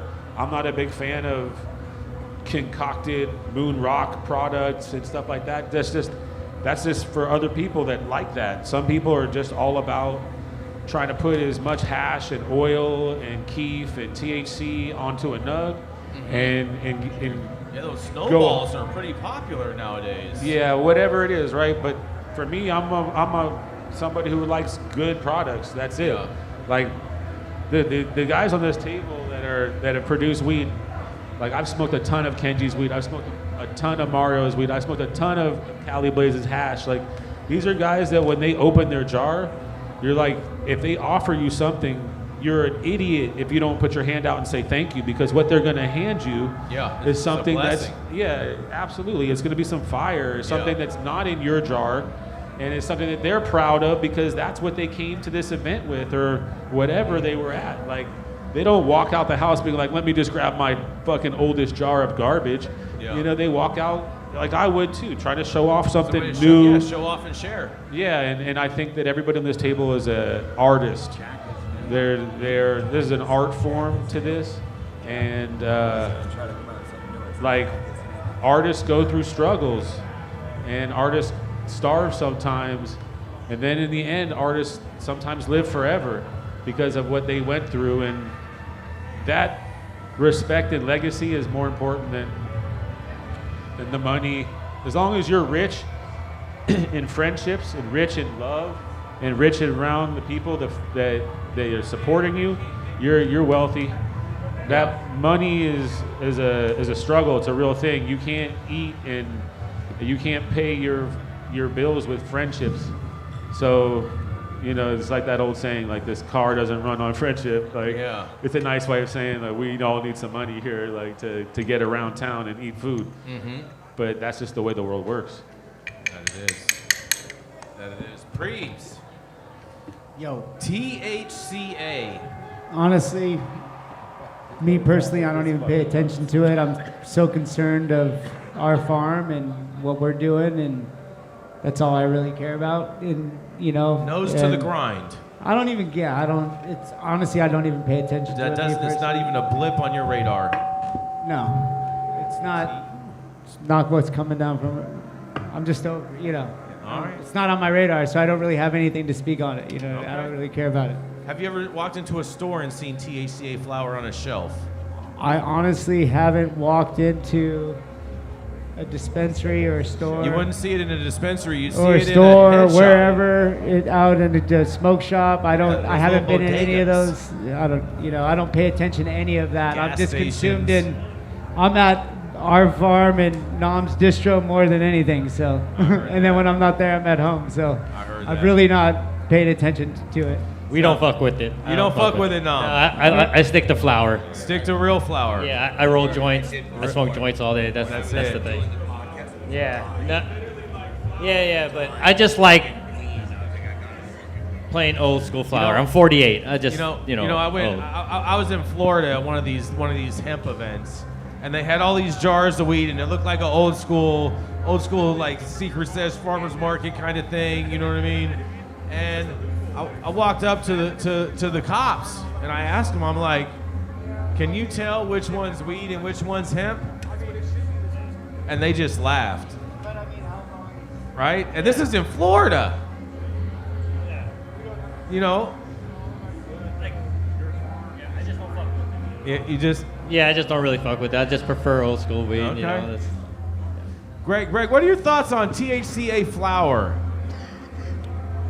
So, it's not something that I smoke personally. I THC isolate as well. It's not really something that I'm into. But I love seeing people make money in this business, and if that's what can help a brand be successful, and it's hot, and then I'm all about it. Right? Yeah. I want to see people thrive. I want to see people successful, and if that's their niche, then I love it. But I smoke rosin and hash mostly, so for me, it's not going to my peak really. So exactly. Yeah. All right, well, man, this concert is going. I have one final question for everybody, and I want to pull out my calculator for this because we have such an amazing set of panelists up tonight, and I'm fairly confident that we're over 100 years up here. I want to know how many years does everybody consider themselves here in cannabis, and we're gonna add this up tonight. This is an epic panel with everyone, and thank you all for being here tonight. It's kind of hard to determine where you start because my father was a grower. Yeah. So I grew up around it, in New York. Like literally, my dad grew in the '60s and the '70s, so I grew up around it. First started selling weed in 1994. Let's start it with when you first sold your first bag of weed. I think 94. that's a good starting point. 94. Consistently. 94. 94. Consistently from there on up. Mm-hmm. So that is 30 years. On the dot. All right. First year is 1991. 1991's first year. 1991. Yeah, boy. Man. Fucking long time ago. Yeah. Talk about it. So. No, that's a long time ago. 23 years, bro. All right. 33.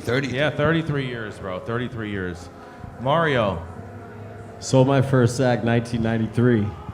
But I wasn't going heavy, but I was 1993. selling sacks, but Same garbage. But definitely So it's 20 plus 31, years. solid. 31 years right there. Yeah, 31 years. you know, I 31 would 25 years plus. 31 like, years. put We're in already work. at 94 years just to the left of me, you guys. Man. What are we going to add to this?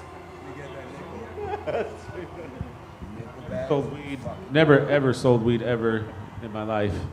Never, ever sold weed in your life. No, I bet. but 94 was when I first started touching weed. So 94 is a magic year for a lot of Yeah, it people here. is. All right, And then all right. 98 was when I started growing. So, Mhm. but I've never sold weed, and I've only grown one plant a year that whole time. Yes. Oh, man. Leave off of zero. How about you, Preebs? 1999. 1999. Unless you're gonna count, getting money, go grabbing a sack and pinching a little bit before, like a junior high. No. The high first time you Nin- sold a sack. 1999 is the first time I bought an ounce and flipped it down in grams and eighths. All right. Started from there. I can accept Yeah. that. 99. Yeah, I was Yeah. just about to turn 19. I just Yep. moved to San Diego and was on my own. Lived in Mission Beach. Great Awesome. times. Best times of my life. Oh, man. Awesome. Yeah. Awesome times, right? Yeah, I'd give anything to go back. Yes. But, What do you- 1991. 1991. Freshman year of high school. Man, oh man. Older brother's friend gave me some stuff, said break it down, sell it for him, give him back some money. Yeah, exactly. And it started from there. Man, oh man. And Greg. 96. 1996. 1996. Haven't stopped since then. Easy. Yeah, I'm adding this up, bro. First trip to Humboldt was 99. Yes. So, there you go. Hold on. I'm about to add mine up. Hold on. I gotta count a little high right now. All right, I'm gonna throw mine in here right now. All right, combined, you guys. We have a combined sitting up here on this panel of legends tonight at the Cali Vibes Festival in the High Hopes area on Be Real TV Live. The takeover tonight. 240 years sitting up here to the left and right of me, you guys, tonight. Give everybody a round of applause for being drug war veterans and fighting the drug war here at home and fighting for change to make sure you all have access every day of your lives for the rest of your lives. And I am Jason Beck, your host tonight. Thank you so much for tuning in, enjoying us, being with us here at the Cali Vibes Festival in Long Beach, California. You can find me every Monday through Friday on High at 9 News. We are America's #1 daily cannabis news show, live Monday through Friday. And yes, we'll be here all weekend doing some stuff, so make sure you check us out again. We'll be here Saturday and Sunday, so make sure you tune in. Be Real TV, thank you all so much. Be Real Chang, all the High Host family, Carla, James, thank you all so much. We appreciate you all. You all have an amazing night, and we're gonna go catch the last of this Damian Marley celebration and smoke some fire.